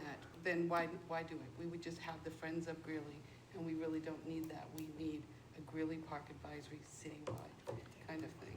And that's exactly what I was hoping to hear, because it is a citywide park, and I think people from throughout the city will have input on it. I know that, I bring my kids there. I've seen many people throughout the different wards there, and I'm glad to hear that. Alderman, when you speak, really hard to hear you over here. I'll speak louder? Yes, please. Like, just into this thing? Into that thing, yeah. You're all set, Alderman Moran? I think so, yes. Thank you. Alderman Clee? Thank you. I am very passionate about Greeley Park, and not just because it's in Ward 3. I'm very proud of Greeley Park. I have the pleasure of being able to drive through Greeley Park, literally through Greeley Park, because it's to the left and the right as you drive down Concord Street. So I drive down Greeley Park. I drive down Manchester Street and I see the other side of Greeley Park. So I do feel very blessed to have it in my ward. But it's amazing, on any given Saturday or Sunday, you see that park filled. You see every picnic table being used, every grill being used. They move the picnic tables around. This weekend, I passed by and there were weddings, there were proms, there was everything you can think of taking pictures in front of the fountain, in front of the Stone House. I know that there were events at the stage that were going on. The horseshoe pits, the pickleball courts, they're all being used all the time. And I think it was the mayor who mentioned that it's not just Nashua that are using it. I would say a good amount of those people that are there have Massachusetts plates on them. So it's well known beyond Ward 3, beyond this. It deserves to have its own advisory. And I think it was well thought out. When your committee met, one of the things you talked about was the word silo was brought up, the word forgetting about the other parks. At that point, I said I would have no problem supporting it. I did get contacted by Public Works, not the Board of Public Works, and I need to make that very clear. It was Public Works, two different groups of people. I did not feel like they were trying to hide anything. I felt like this was just going to add one more responsibility to them if we start creating a group with parks, because there are so many parks, and we suddenly start doing that. I think it was more of an overwhelming feeling than let's not do this type of thing. And we can sit here in judgment and say, I think they're trying to hide something in red flag. I think that is being misjudging. I think we should talk to them first. It doesn't mean you should stop doing what you want to do, but I would prefer us not to judge their intent any more than we would want our intent to be judged. So I really do think that this is an important thing, and I've spoken too much already, and I will stop. Thank you. Alderman Kathy? Thank you, Madam Chair. I'm not necessarily not in favor, but I do tend to side with Alderman Sullivan about the other parks. What really came to mind was government is already a bloated animal with a bunch of different mechanisms, committees. So we're gonna add, we already have Mines Falls, we're gonna add Greeley. Well, if it passes, add Greeley. Other people have parks that they like. Roby probably is big enough that it deserves one of its own, and then other people might want committees, and then, you know, next thing we know, we have 5, 10, 15 committees for different parks, which is just overkill. So there definitely needs to be a committee for all the parks. I do have some concerns about DPW having their own concerns about having these sort of advisory committees. I would prefer if they were working with us to come up with their recommendations for how they think the advisory committee should go. So it's a hand-in-hand type of thing. I'm also a little confused about what this committee specifically can do that the Friends of Greeley Park cannot or does not already do, outside of the fact that they're all from Ward 3. They're already very passionate people taking care of the park, so why aren't they looped in? Why aren't we like you know, jumping in on them and adding them into this? I don't understand why there needs to be a difference. It just seems like we're adding in another governmental mechanism that we don't necessarily need. And so that's why I have some concerns about that. I just don't know if it's 100% necessary the way that it is right now. Thank you. May I address the question? Alderman Clee. Thank you. Friends of Greeley Park, let's make it very clear, is not a governmental thing. It's just a group of neighbors and citizens that have banded together that live and border Greeley Park. It's just a passionate group of people. That's all it is. And if I hadn't mentioned it, you would have never even known that they had existed. The truth is that that's all it is. It's just a park, so they say, okay, you know what, there was something going on, let's go and clean, let's try to do this. They meet once a month to discuss, you know, are there any things that we can think of that would be helpful and so on. They're a non-committee committee. It's just a group of people that get together in a living room and have it. They have a board, they have, don't get me wrong, they have full disclosure of everything that they do, but it is not the same thing as a city committee. They're not going to be bringing advising to that. That would be no different than any other citizen that just said, hey, do this. I think you probably got an email from Mr. Murphy that kind of referenced some of the things about Greeley Park, the uniqueness about Greeley Park. The fact that he brought up the Olmsted and so on goes to show the uniqueness of this particular park. So do not equate the Friends of Greeley Park as a government organization. It is not a city committee. It is just a group of neighbors. I don't think there's anybody outside of the close proximity of Ward 3. I'm not a member of it. I've never attended any of their meetings other than the fact I know that they exist. I knew they weren't a government committee. Alderman Tebow. Thank you, Madam President. So these things aren't mutually exclusive. We can love Greeley Park and then love all the other parks as well. You know, I mean, I think at the end of the day, and you know, we're going through budget season, but I always think that the DPW, Parks and Rec, don't have enough resources. Because I mean, I've been dealing with parks for 12 years as a coach, as a president of Cal Ripken, and I'm telling you, there's fields that don't ever feel ready, and I've gone to them many times and said there's a spot in this field that isn't safe and can't get fixed. And you know, I'm coaching over at Ledge Street and there's one rake. That's a 90-foot diamond. You got one person with one rake trying to get that field ready to go. So I just think it's resources, or it's money, or it's people, or something. But we need people to help us with all our parks. And I think by doing the same thing we do for Mines Falls for another big park, and Olmsted is a big name, and I don't even know anything about parks, and I've heard that name. And so it's important that we take care of our two biggest parks. I don't think I would not vote for a committee for every single park in the city, no, separately. So we have 30 committees. No way, that would be ridiculous. But I too would want to know why Parks and Rec or Public Works or whatever doesn't want us to do something overall for all these other parks. I think it's critical that we have good parks in the city. It keeps out, we're trying to keep out crime from these parks. We want kids to use these parks. We want adults to use these parks. And, you know, to Alderman Cathy, he's always, talking about having citizens more involved and hearing the public more. And this is exactly, it's not, so one of us sits on there as a non-voting member, but we have a bunch of citizens that care and they want to give feedback. Doesn't mean we have to do it, but maybe they have some ideas we haven't come up with, and we can actually do something great like we've done over in Mines Falls. And I think the more people participating in government, their voice is heard, and I think that's important, so. Alderman Clemmons.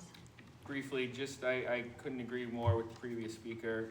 I think that these citizen committees are some of the best part of what our government does in Nashua. Is because whenever we can get the public involved, whenever we can get a group of passionate people together to advise us on the best way forward, I think that's a good thing. That's what this does. I agree with the previous speaker. I don't want 1 million committees. That would be excessive. But I think where it's appropriate, I think anytime you can get a group of citizens together to advise the government, that's a good thing. Alderman Lopez. I hear a couple contradictions being presented here. We're the Board of Aldermen. We're going through the budget process. We just heard from Public Works and all the things that they're doing. There's as much transparency and cooperation from them this year as any year has ever been. So saying that there's a red flag or there's alarm bells because they're not saying what we want them to say is not, in my mind, fair. I think we rely on city staff to give us accurate feedback about some of our ideas that may or may not be so great. So if we were to create a bunch of committees and expect Parks and Rec to be a member of it, obviously that's going to take staff time. So if somebody here is really eager to see them have a staff member dedicated to working in the community, feel free to make a motion to amend the budget to allow them to have a person to do that. But we've been subdividing their staff to do different roles and different initiatives for years. And it's not fair to, while we're watching the bottom line for the taxpayers and looking at the whole picture and comparing different departments, also target them for not having the resources to do something that for us is just a discussion that might be an hour or two, and a committee that we either go to or see, remotely and have opinions on. I think we need to listen to our Parks and Rec staff as individuals. I work with them pretty effectively when it comes to parks in my ward, and I strongly encourage local ward aldermen to do that, develop those relationships, work with Laura Byers, work with Director Sullivan if you think needs to be development changes or that kind of stuff, because that's how you can represent people without creating an advisory board for every single park or an advisory board that's somehow supposed to parse through every park.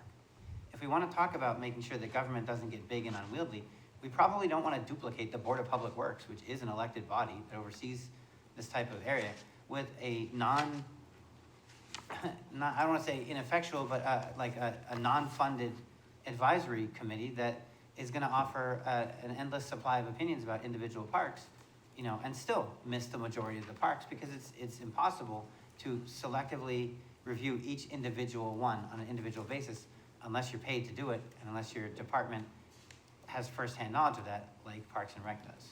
So I think this legislation is addressing the outlier, the same way that Mine Falls is an outlier. It's not a typical park. It's much larger. It's much more complex. And Parks and Rec benefits from having additional people there to be involved with it. There's nothing saying that you can't get neighborhood groups together to clean up parks or to advocate for change in parks. And as elected representatives, we're supposed to be the liaisons for that. So if we don't want bigger government, we can just do our jobs that we were elected to do, look at our parks and advocate for their needs, and do that kind of work instead of trying to elect a board to do it for us that doesn't have the ability to do it without checking with us. I think we're just going to create a lot of administrative burdens. I think this is an idea that needs to be very, very thoroughly vetted if we're going to look at a committee for all the parks. But there's no evident problem with the Greeley Park, in my opinion, the Greeley Park Advisory Board presented here tonight. I think we're making this more complicated, and if people are very passionate about taking on these different challenges, then do the work. Start forming legislation and bring it to committees. Alderwoman Kelly.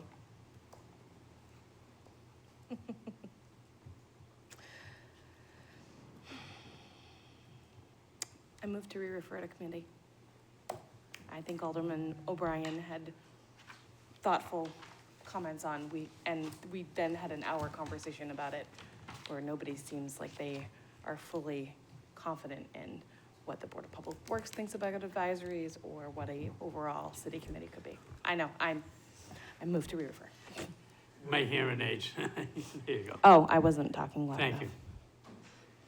I didn't hear anything. I thought you were doing the wrap it up thing. Have you ever done? Oh, He wants to hear you again, loud. I'm going to hear from Alderman Dowd. Did you have your hand up? Wow. I just wanted to find out where we were in this ordinance, because we seem to be getting off track. right. Why I'm willing to And, re-refer. and we either pass it or send it back to committee, but I think we need to stop discussing it because we're doing what would normally be done in committee. Right. And I don't think we need any more discussion on it. Alderman Clemmons. I just am requesting a roll call on the previous motion, on the pending motion, rather. To re-refer. Yes. To re-refer? Yes. Alderman Clee? Thank you. I completely disagree. Obviously will not support a re-referral. I think the committee discussed it ad nauseum to the point of making the amendments. I think the fact that it was brought up to create a overall committee was an incorrect action, obviously, as I voted against it, as did the rest of the board. I don't think that this is being discussed other than the fact, and I hate to put it this way, it's Ward 3 and it's Greeley Park. I think there's nothing wrong with this, the way it's been put. I'm not happy, and I apologize for being emotional about this. I don't think it's necessary to go. I think we discussed it at the committee. I think we discussed it here. I don't think any new piece of information is going to go through, and I want to move the question, and I also back the fact that I do want a roll call. Thank you. And I'm moving the question. The motion is to move the question. All those in favor say aye. Aye. Opposed? The motion before us, motion carries. The motion before us is to re-refer by roll call. Alderman O'Brien. Yes. Alderman Sullivan. Yes. Alderman Clee. No. Alderman Moran. No. Alderman Lopez. No. Alderman Jettie. Yes. Alderman Clemmons. No. Alderwoman Kelly. Yes. Alderman Dowd. No. Alderman Govea. No. Alderman Kathy. No. Alderman Tebow. No. Alderman Wiltshire. No. You have 4 yeas and 9 nays. That motion fails. Motion before us is for final passage of ordinance 2215 as amended. Alderman Moran. Do we need to move the question on this one? I just want to make sure we're going straight. I motion to move the question. Motion is to move the question. All those in favor say aye. Aye. Opposed? That motion carries. Madam Clerk, would you Can I please? request a roll call? I was just about to do that. Alderman O'Brien. Yes. Alderman Sullivan. Yes. Alderman Clee. Yes. Alderman Moran. Yes. Alderman Lopez. Yes. Alderman Jettie. Yes. Alderman Clemmons. Yes. Alderwoman Kelly. No. Alderman Dowd. Yes. Alderman Govea. Yes. Alderman Kathy. Yes. Alderman Tebow. Yes. Alderman Wiltshire. Yes. You have 12 yeas and 1 nay. That motion carries and ordinance 2215 is declared duly adopted as amended.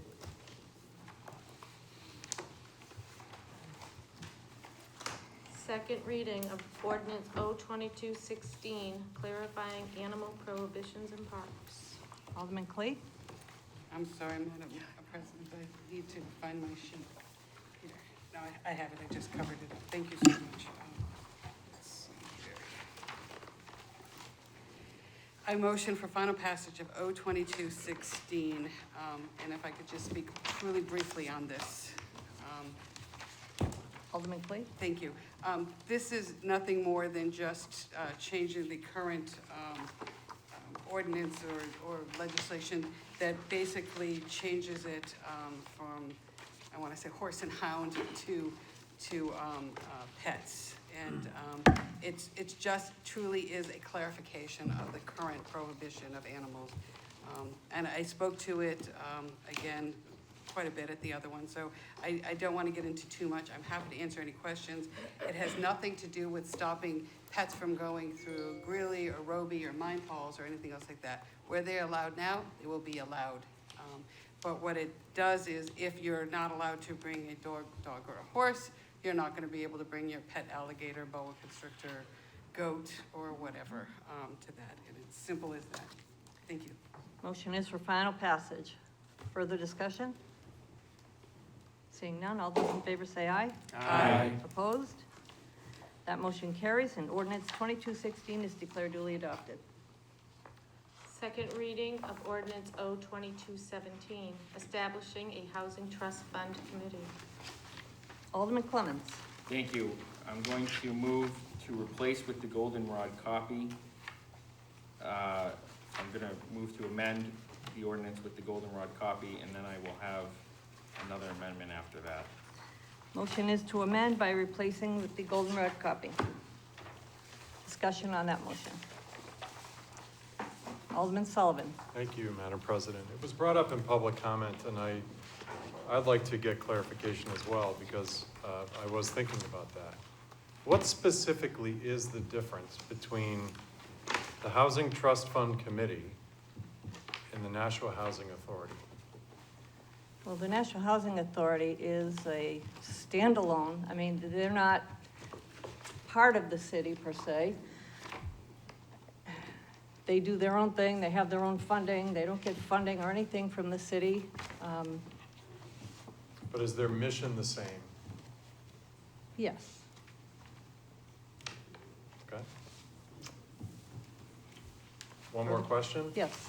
I was looking through the membership requirements, and other than the alderman, there is no specification from memberships that they have to be a resident of Nashua. Okay. I don't have that answer, but I think Alderman Kelly or Alderman Clemmons may have that answer. Alderwoman Kelly. Thank you. I wanted to speak to the previous question, but you've done too quickly, and then I will answer this one. So we actually talked about that in committee, about Nashua, and I asked specifically if it would make it harder for them to find some of these people with these qualifications if they weren't in Nashua. And so we made sure that the resident that's on the committee is in Nashua. That was one of the amendments. But that some of the other subject matter expertise doesn't necessarily have to be directly from Nashua. Okay. So that was the discussion around that. And then in terms of the housing fund, this was, a piece that I helped pull through here. It's simply and we do this all the time, they're a committee that looks at the money that goes into the housing trust fund and decides where we're going to use that money. And as it stands now, you guys we actually discussed the framework that Director Cummings brought forward. Funds would go in, and then projects would come through, a lot like how we do in either the CAC committee or Human Affairs, and people would request funding for specific projects. So it'd be a lot of public-private partnerships to get some more affordable housing in Nashua. It wouldn't necessarily be enough to fund a whole project.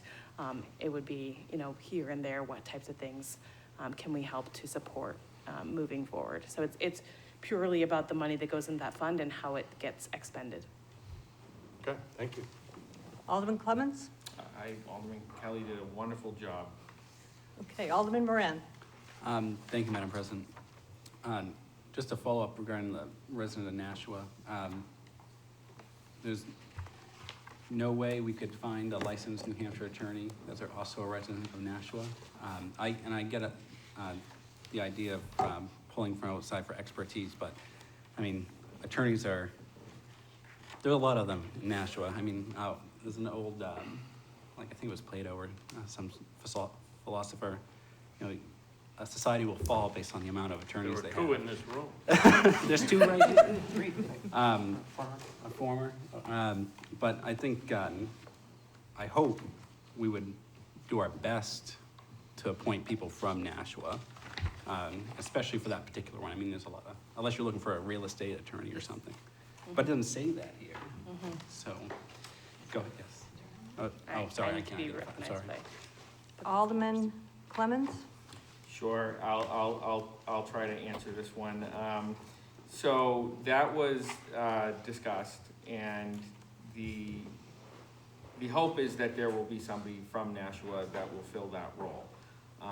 They did not want to put specifically in the legislation real estate attorney because they wanted to keep it open to maybe somebody who, for lack of a better term, understands real estate, but also understands the law in general. We wanted to keep this kind of broad, and that's why you don't have the residency restrictions. Because if you think about it too, if you have a real estate attorney, or if you have an attorney who's familiar with real estate that does most of their business in Nashua, but they happen to live in Pelham, but they spend, I don't know about you, but where I work, or when I used to, I work from home now, but when I used to, I would spend 50% of my time in Lexington, Massachusetts. So, I get to know the area, I get to know that.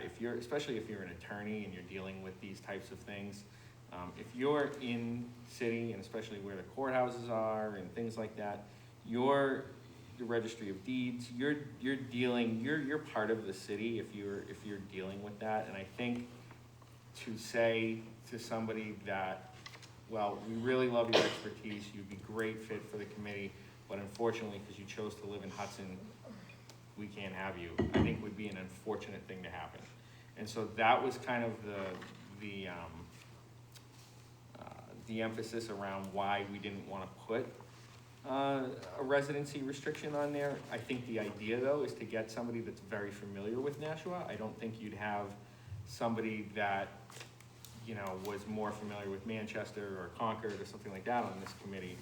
I think the idea is that you want somebody who's familiar with the locality, but simply because they live outside of the city shouldn't be necessarily a roadblock to them being appointed. There's plenty of precedent for that on a number of different of these advisory committees. We have very good people that do the majority of their work and livelihoods in the city. They know the city very well, but they may happen to live in Hollis. They may happen to live even in Massachusetts. So I think that's really the reason why the only one that we wanted to make sure was the person who is actually living in one of those communities that is appointed to be from Nashua. Other than that, I think leaving off the residency requirements was the reason why we didn't do that. Alderman Lopez? Just to add on to what Alderman Clemmons was pointing out, if a person 6 years from now has been serving on that committee for 5 years and then moves to Hudson, then they have to leave their spot. They're very qualified, they know the whole board, so I feel like that's kind of tying our hands. And then I would also encourage all members of the board to go to the National Housing Authority meetings at some point and get to know them, because they do a very broad scope of work. We repeatedly had conversations when we had, I think, 2 tenants over the Performing Arts Center, that the city's not a great landlord, and we don't really want to get into that business. But that's a large part of what National Housing Authority does, managing large housing properties. The intent of this, as outlined in the ordinance, has a number of roles that we probably don't want a different organization to be doing, managing our ARPA funds, setting our guidelines, overseeing our how we're going to manage affordable housing projects that are the result of our own zoning ordinances. I think that's something that we should probably keep in-house, and I think that's why the chair of this is meant to be the director of development, and the vice chair is economic development, because the role being imagined here is building more housing using the trust fund, and that's a combination of economics and urban development and urban planning. So I think they do perform very different roles, and I guess an analogy would be, if you take the names away, it would be kind of like having NeighborWorks run our housing trust fund. That wouldn't make any sense, but they're a similar organization to what our housing authority does, just in different cities. Alderman Moran? Thank you, Alderman Clemmons and Alderman Lopez, for clarifying that. I do appreciate it. I find that this particular type of subject matter does, in my opinion, require like a very emotional connection, so hopefully the person is very, very familiar. I would prefer someone who lives and works here. Yes, it would tie them if they moved to Hudson, but who would do that? Who would move to Nashville to Hudson? I have another question, however. Would this committee also maybe look at zoning barriers in the city that would restrict future affordable housing development, and then refer back to maybe changes that we could make citywide? I don't know the answer to that. Could this committee do that? Alderwoman Kelly, did you want to take a stab at that? Sure, and I had a couple other questions. For Alderman O'Brien. I think that the intent of this committee is to expend the funds and really look at where we can be most impactful with those funds. I think zoning is something that is being discussed as part of other things that Director Sullivan is working on, and other things is about as deep as his knowledge is much deeper than mine. But I think zoning is something that needs to be part of how we go forward in terms of affordable housing in this city, but it wouldn't be appropriate for this committee. That's just my thoughts.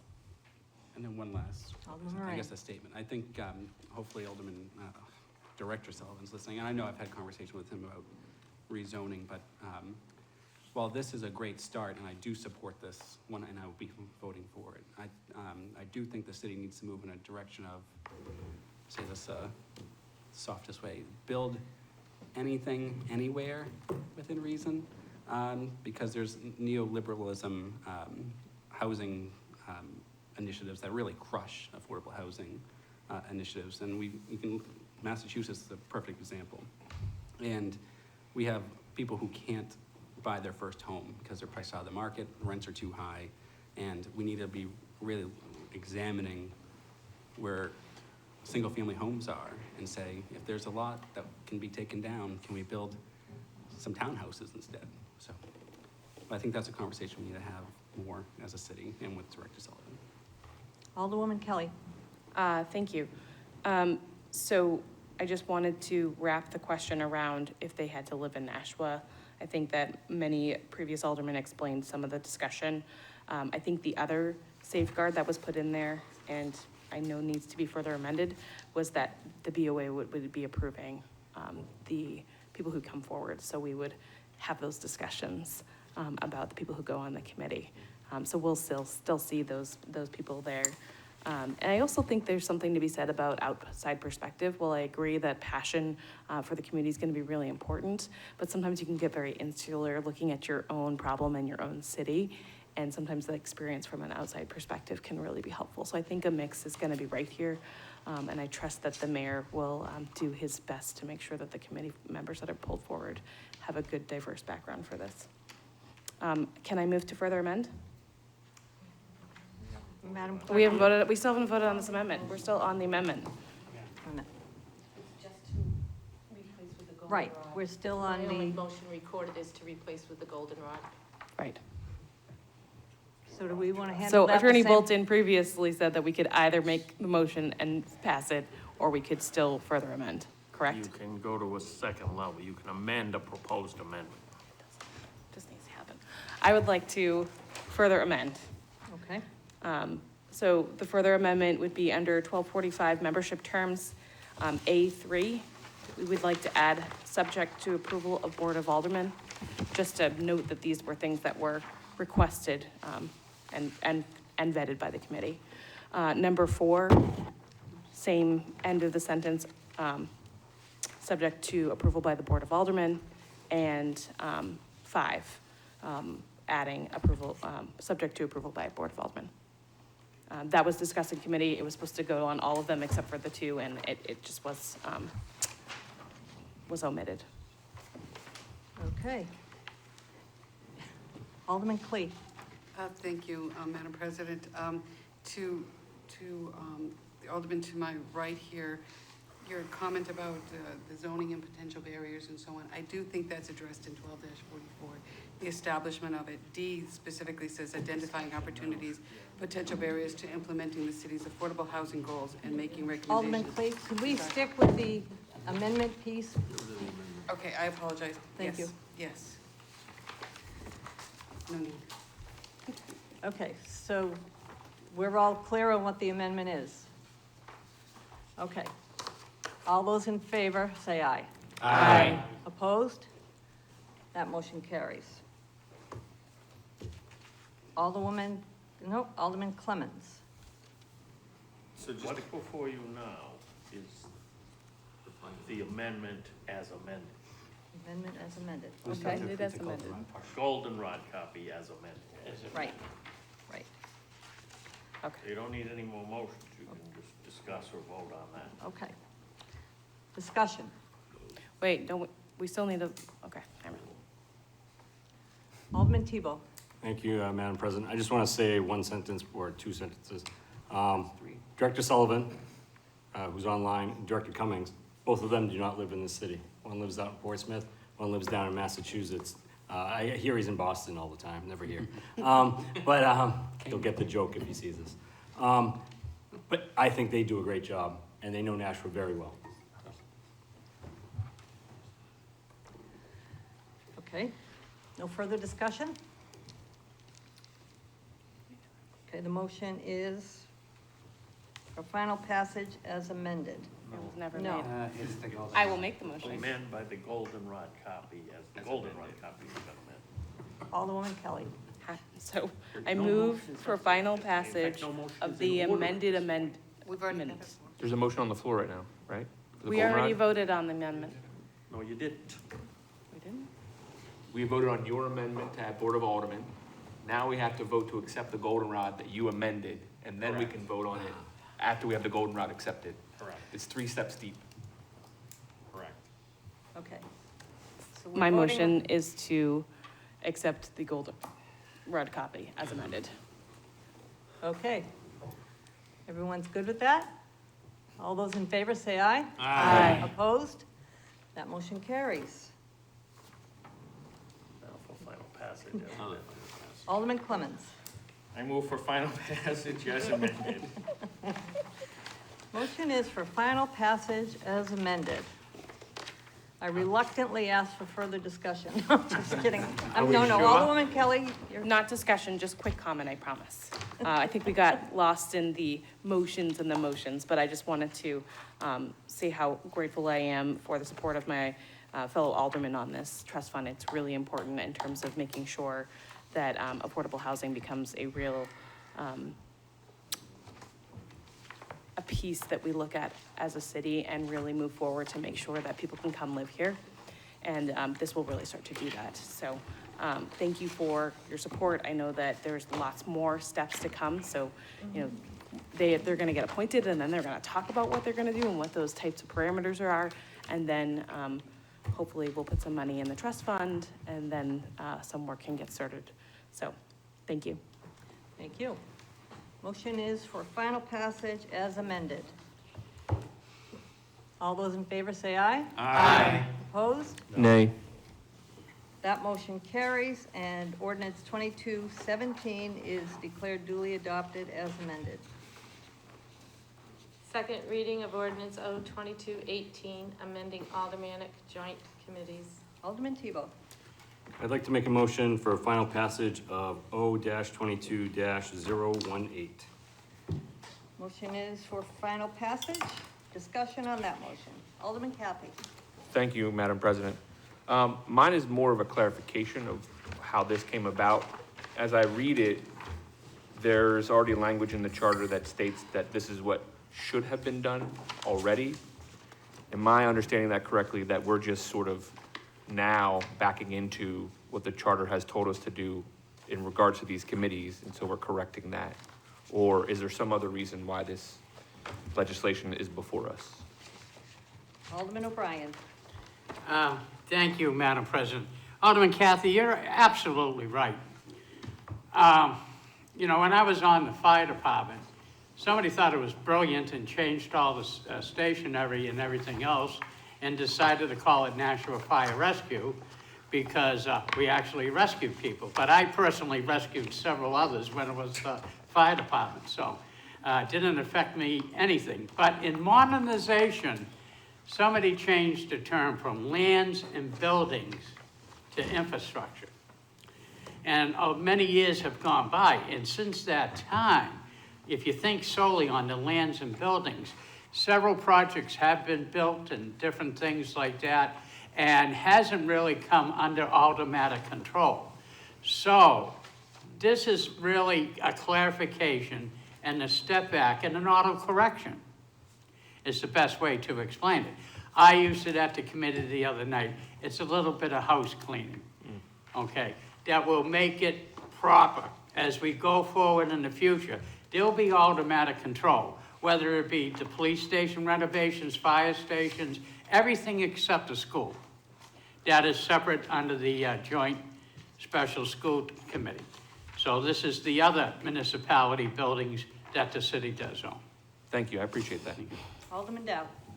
Yes, this is, when we started building the DPW building, there was struggle to try and formulate the process the way the Joint Special operates. And it took us a while to get there. And this legislation, which is written by Attorney Leonard, and I think is phenomenal. She did a good job on this, and this is codifying so that we don't have to keep reinventing the wheel every time we build a building, whether it's a fire station or a police station or whatever. The way it's going to be done will be codified in this ordinance.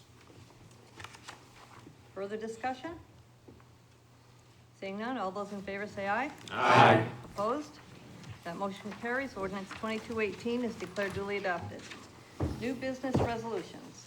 First reading of Resolution R-2240, relative to the transfer of $160,000 from Department 162 Street Lighting, account 54100 Electricity, to Department 159 Hydrants Fire Protection, account 54835 Hydrant Fees. Additional sponsors. Alderman Moran, Alderman Lopez, Alderman Dowd, Alderman O'Brien. Given its first reading, I'll assign that to the Budget Review Committee. First reading of Resolution R-2241, relative to the supplemental appropriation of $500,000 of fiscal year 2022, assigned fund balance into Fund 7025 City Retirement Trust Fund. Additional sponsors, Alderman O'Brien, Alderman Clee, Alderman Lopez, Alderman Kathy, I'm sorry, I meant Alderman Dowd, Alderman Tebow, and myself. Given its first reading, I'll assign that to the Budget Review Committee and schedule a special Board of Aldermen public hearing at 7 p.m. on Thursday, July 7th, 2022. First reading of Resolution R-2242, relative to the supplemental appropriation of $320,000 from fiscal year 2022 assigned fund balance into Department 152 Fire, account 51330 Shift Coverage. Additional sponsors, Alderman Clee, Alderman Moran, Alderman Lopez, Alderman O'Brien, Alderman Dowd, Alderman Tebow, and myself. Given its first reading, I'll assign it to the Budget Review Committee and schedule a special Board of Aldermen public hearing at 7 p.m. on Monday, June 27th, 2022.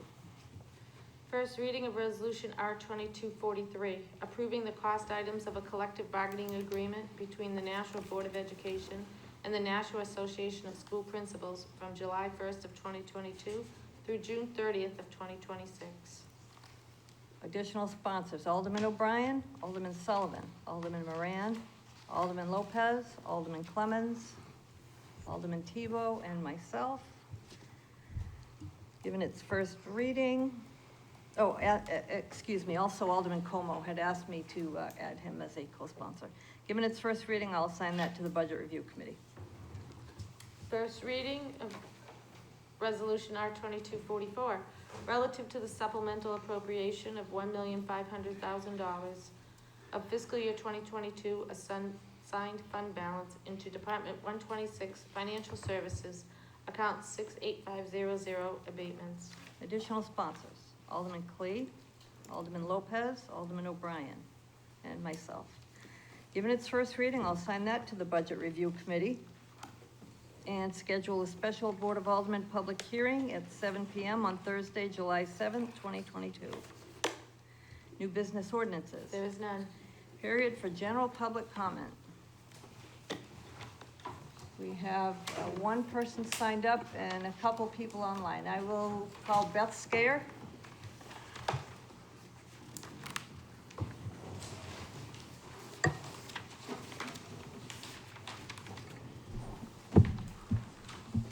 Okay. At the May 10th meeting of the Board of Aldermen, after I spoke about my Save Women's sports flag, Could we get your name and address for the Oh, record, sure. please? starting over, Beth Scare, 111 East Hobart Street. Thank you. At the May 10th meeting of the Board of Aldermen, after I spoke about my Save Women's sports flag, Alderman Mel Moran responded by saying, Point of order, it's Alderman Melbourne Moran Jr. Thank you.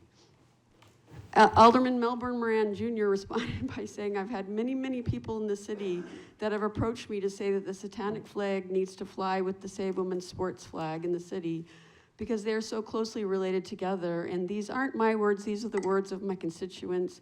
And I just want to share them with you that it might be a good idea and symbolically to have these two flags flying together as they are so closely related. I'm a God-fearing Catholic. I can't stand on the side of the Satanic Temple, but thankfully people like Ms. Scare can lock arms with them, and I do appreciate that, and for the sake of freedom and the freedom of speech for everyone around the country. In his comments 3 weeks ago, Alderman Moran claimed the right of free speech, saying free speech is uncomfortable, but when speaking at the Board of Aldermen, the aldermen don't have free speech. The aldermen must comply with the code of conduct. He claims we must be willing to hear both sides of the story, but what story was he telling except for trying to take me down a notch? What if another alderman said, I've had many people approach me to say that the satanic flag needs to fly with the pride flag. I can't stand on the side of the Satanic Temple, but thankfully people like Ms. Moran can lock arms with them. Think about how all of you would react. I wouldn't blame you if you were beyond furious with an alderman who said that.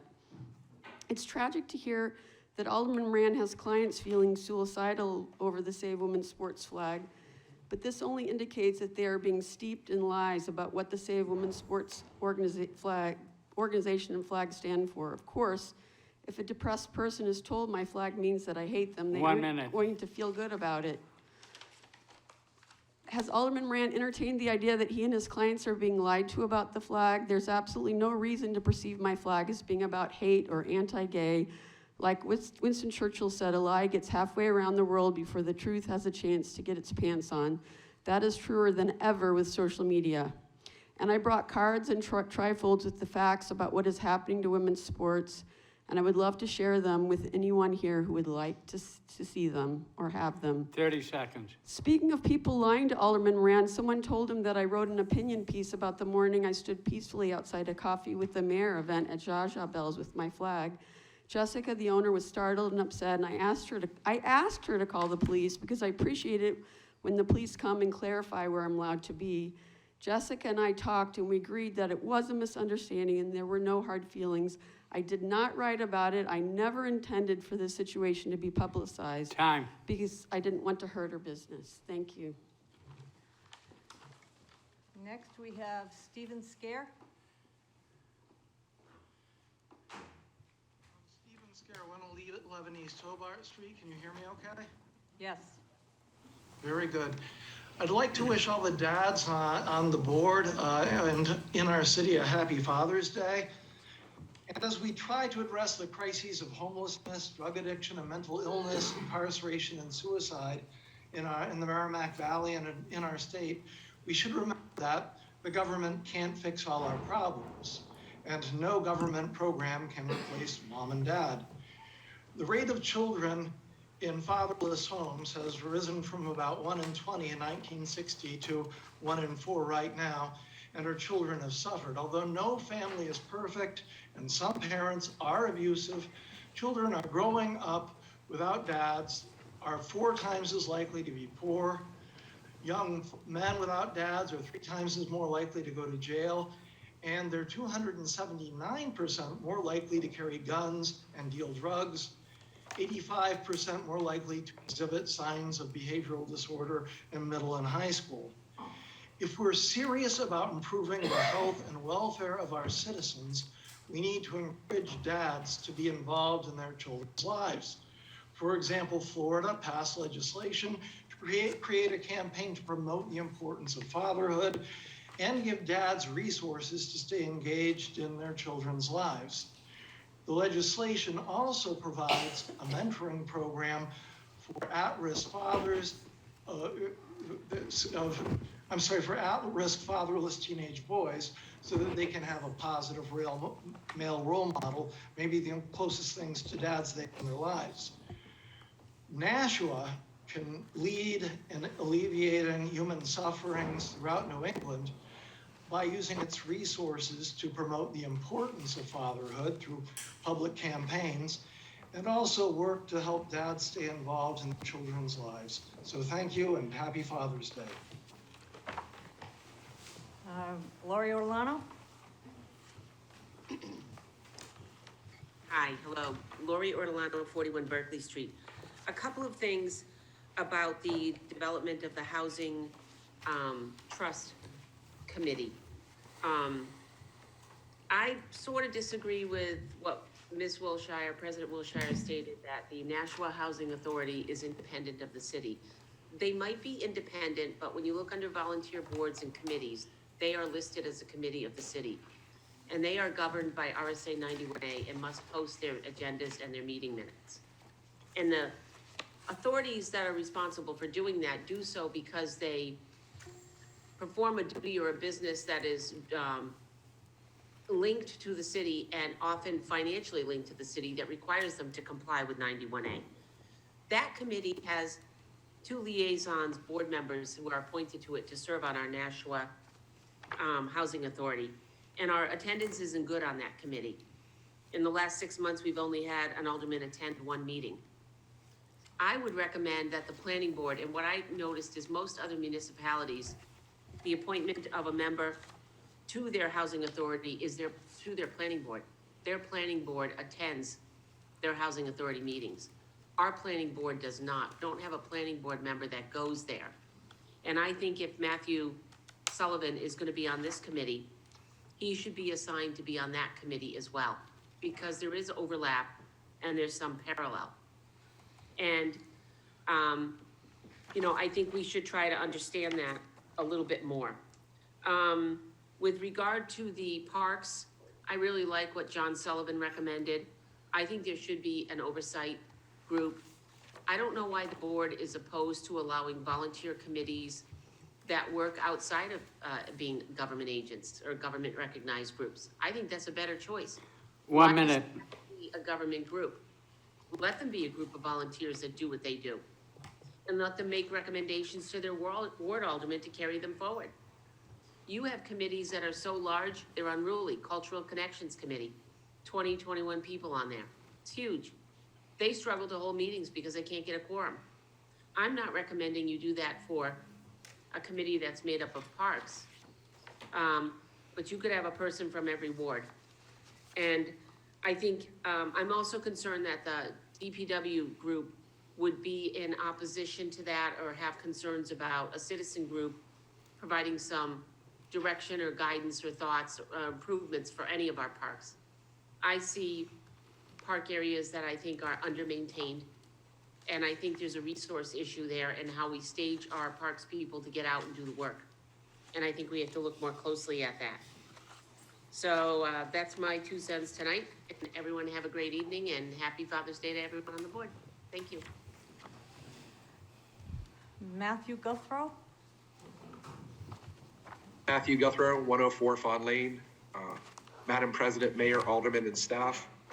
More and more, the residents are becoming more concerned about the amount of money we're pouring into our downtown. For example, on June 27th, you're holding a public hearing to spend just shy of $2.5 million on streetscaping on Pearl Street to create a more desirable runway for the Performing Arts Center. Why couldn't this been included in the PAC bond? Or at the very least, the project resides in the TIF district. We could use TIF funds for this project instead of a new capital improvement bond. It's been several weeks since the barriers have been placed in our downtown for the purpose of outdoor dining, and I'm still waiting to hear about a traffic study, economic viability study, and how much, if anything, you'll be charging the restaurants to offset the costs of over $115,000 to the Nashua taxpayers. $115,000, it doesn't sound like a great deal of money for a city that spends almost $300 million in their general fund budget. But that amount could double the number of school resource officers in your police department. In light of national news stories, many of our residents would be alarmed to find out that there's only two, that's correct, two school resource officers for the Nashua School District that's comprised of 18 schools. I know the city budget doesn't account for school personnel, and the school district doesn't have account for the city's police budget.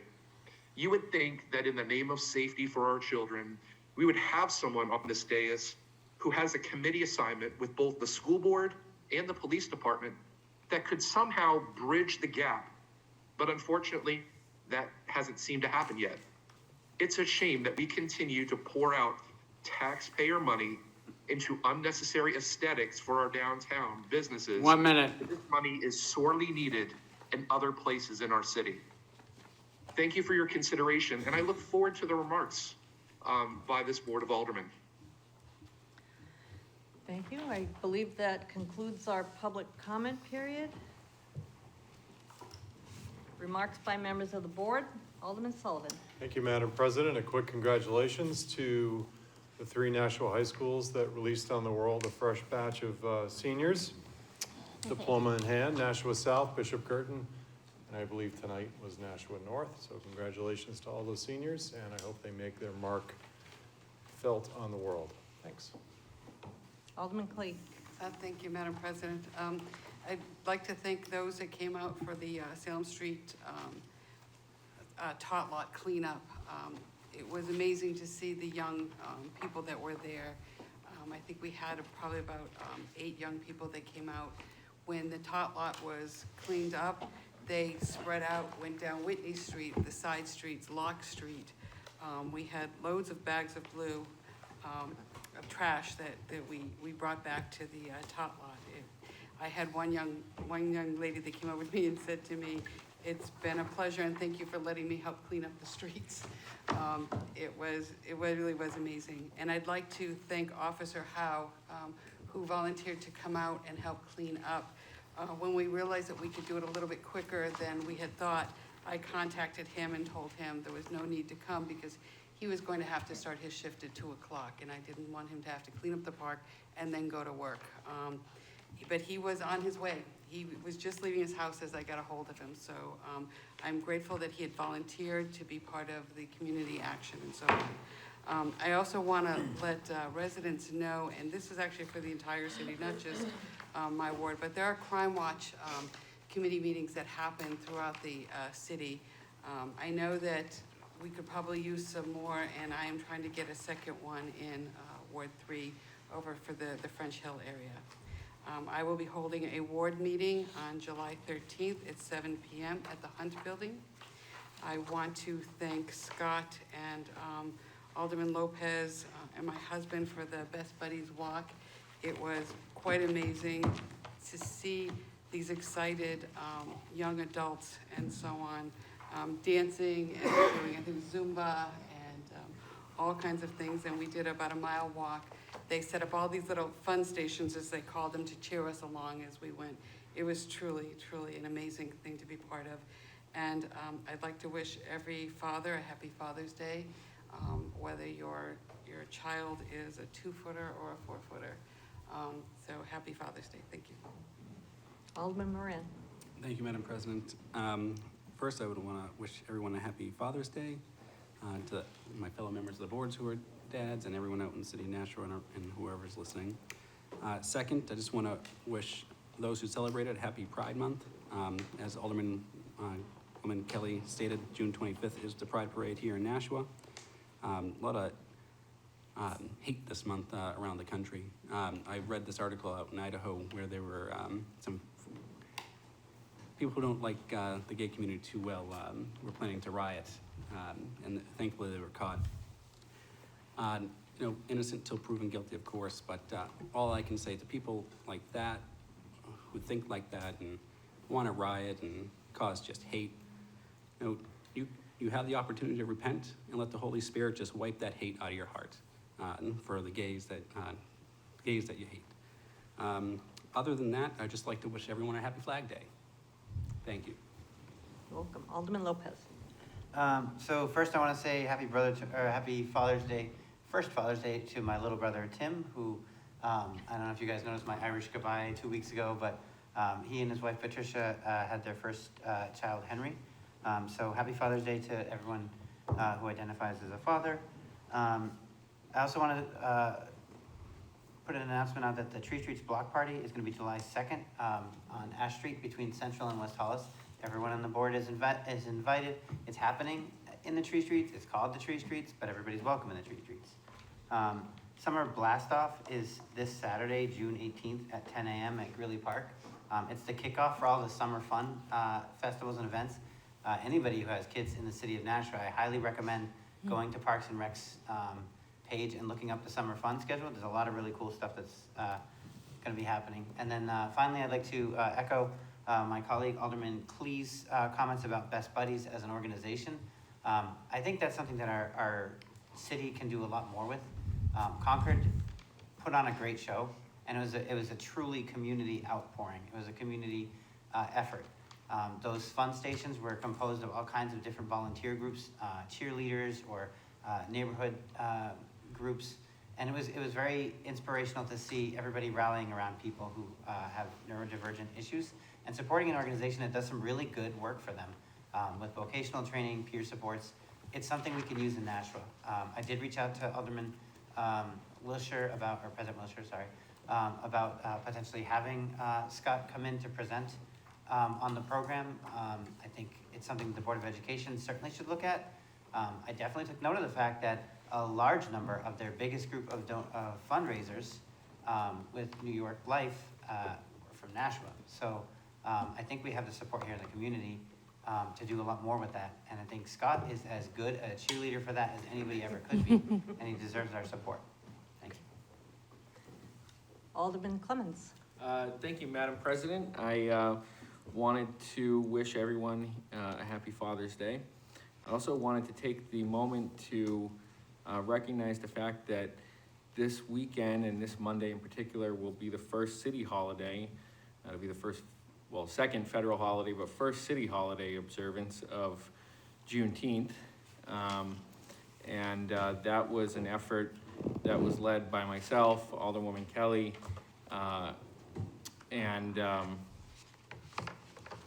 we hope that everybody has a wonderful holiday. And I just wanted to say one other thing. I could not agree more with Alderman Lopez. I think we need to do some stuff with Best Buddies. I think it's a great thing. And I just wanted to leave tonight on a positive note, and I think, so I'm going to end with that. Thank you. Thank you. Alderman Kelly. I always love following a positive note. I know I said it at the top of the meeting, but just again, I'm really excited for being back in person for the National Pride. The committee and the mayor's office has been working to make sure that the first one in person is going to go seamlessly. I know we'll have lots of participation from our citizens, and I hope that anyone from the Board of Aldermen who would like to walk with us will come. I believe we're still planning on doing a trolley if you are unable to walk. Hope you'll all be there. Alderman Dow. Yeah, I just want to send my condolences to the Gramazon family for their loss. Also, wish a happy Father's Day to my 3 son-in-laws. I have 4 beautiful grandchildren, and I fully want to have them have a great Father's Day. Thank you. Alderman Govea. Thank you, Madam President. Just want to say happy Father's Day to all the dads out there, and congratulations to the class of 2022. Went to Nashua South's graduation last night. It was a great ceremony, so congratulations to all the graduates out there. Alderman Tebow. Just going one of the last ones. Every time we go around, I end up writing something down, just like Alderman Clee does. So just to start off, you know, I want to support, again, Alderman at large, Melbourne Moran Jr. I think, I don't know why we keep belaboring the point of that one meeting. You know, if there's a group of people that are offended by something, whether you mean it or not, why keep fighting it? Or at least publicly, where the government would have to get involved. If you want to talk about it everywhere, that's fine, but I think flying a flag where people are offended is the wrong idea. You know, I was thinking about this as we were going around parks. What about a Ward 9 advisory? You know, throw that out there. Think about that, because like I wouldn't need one. Ward 8 doesn't have any parks. I wish I did. I don't. But maybe it's a ward thing, and you know, Greeley Park won't need one because that ward won't need one because you have Greeley Park. Also, schools. So it was mentioned in public comments that, you know, about the resource officers, and I talked to Chief Rourke and Interim Superintendent Garth McKinney this week through email, because I had a constituent that asked about the safety of our schools, and they both 100% say that our schools are safe here. Shouldn't say 100%, it's never 100%, right? No matter where you go, no matter how many people you have, it's never 100% safe. But they have taken lots of action, and I believe the schools said they were getting more funds to do some more things to help prevent any kind of disaster from happening. So I feel very confident in our chief of police, and I'm hoping our new superintendent, Mr. Andrade, will also support that. I'm assuming he will. It's common sense, hopefully. And then, you know, I want to echo also what everybody's been saying about the Pride Parade. I think it's incredibly important because it hasn't been able to go on the last couple of years in the way that we want it to go on in the city. And it's a group of people that get a lot of hate, and I'm hoping it goes off smoothly, and I'm hoping that if you don't like it, don't go. If you don't like it, stay home, go somewhere else, go on a trip. Let people do what they want to do. I expect to be there, you know, barring any, you know, tournament baseball games or anything. I'm going to be there, and I think I've already registered too, hopefully. So, and lastly, I have to say it. I know a couple other people did, but I have to celebrate the 3 big schools that graduated this week and last week. My son graduated last night. I got to go to it, like Tyler, Alderman Govea, and it was a beautiful night, beautiful. And I think North tonight was probably just as beautiful because the weather was great. So that's it. Good luck, guys, in 2022, and best of luck. Alderman O'Brien. Thank you, Madam Chair. Just looking at the screen, must be a long meeting. We almost timed out on Zoom. But anyways, I just want to wish everybody happy Father's Day, and particularly to my son, my 2 son-in-laws. They truly blessed me with the grandchildren, which are the apples of my eye. And so I really like that, and thank you very much. I do have a request, no tie this year. Please, can I get a chainsaw? So, thank you very much. No tie. I too would like to wish all the dads out there happy Father's Day. Committee announcements. Alderman O'Brien. Yeah, thank you, Madam Chair. Let me just bring it up. I think we have a joint BPW infrastructure meeting on Wednesday, June 15th. It'll be at 1800 or 6 o'clock for those non-military types. And the location, please note, has been changed. It'll be upstairs in the auditorium. Thank you, Madam Chair. Any other committee announcements? Alderman Dowd. Yes, Thursday, the Budget Committee will be hearing the Police Department's budget, and they look forward. I talked to them today, and they're looking forward to presenting. If you look online, I'm sure that Donna put the, they used to send us a notebook every year. They're trying to save money this year, so they sent the package to Donna Graham, and she's put it online, so you should have access to it. It relates all of the activities that they've had for the previous year and the year before, so, or the previous year and what they've done to date this year. Alderman O'Brien. Thank you, Madam Chair. I would like to make the motion that the June 14, 2022 meeting of the Board of Aldermen be adjourned. Motion is to adjourn. All those in favor say aye. Aye. Opposed? Nay. And we are adjourned at 10:03 PM. Thank you, everyone. Thank you. Carry on all you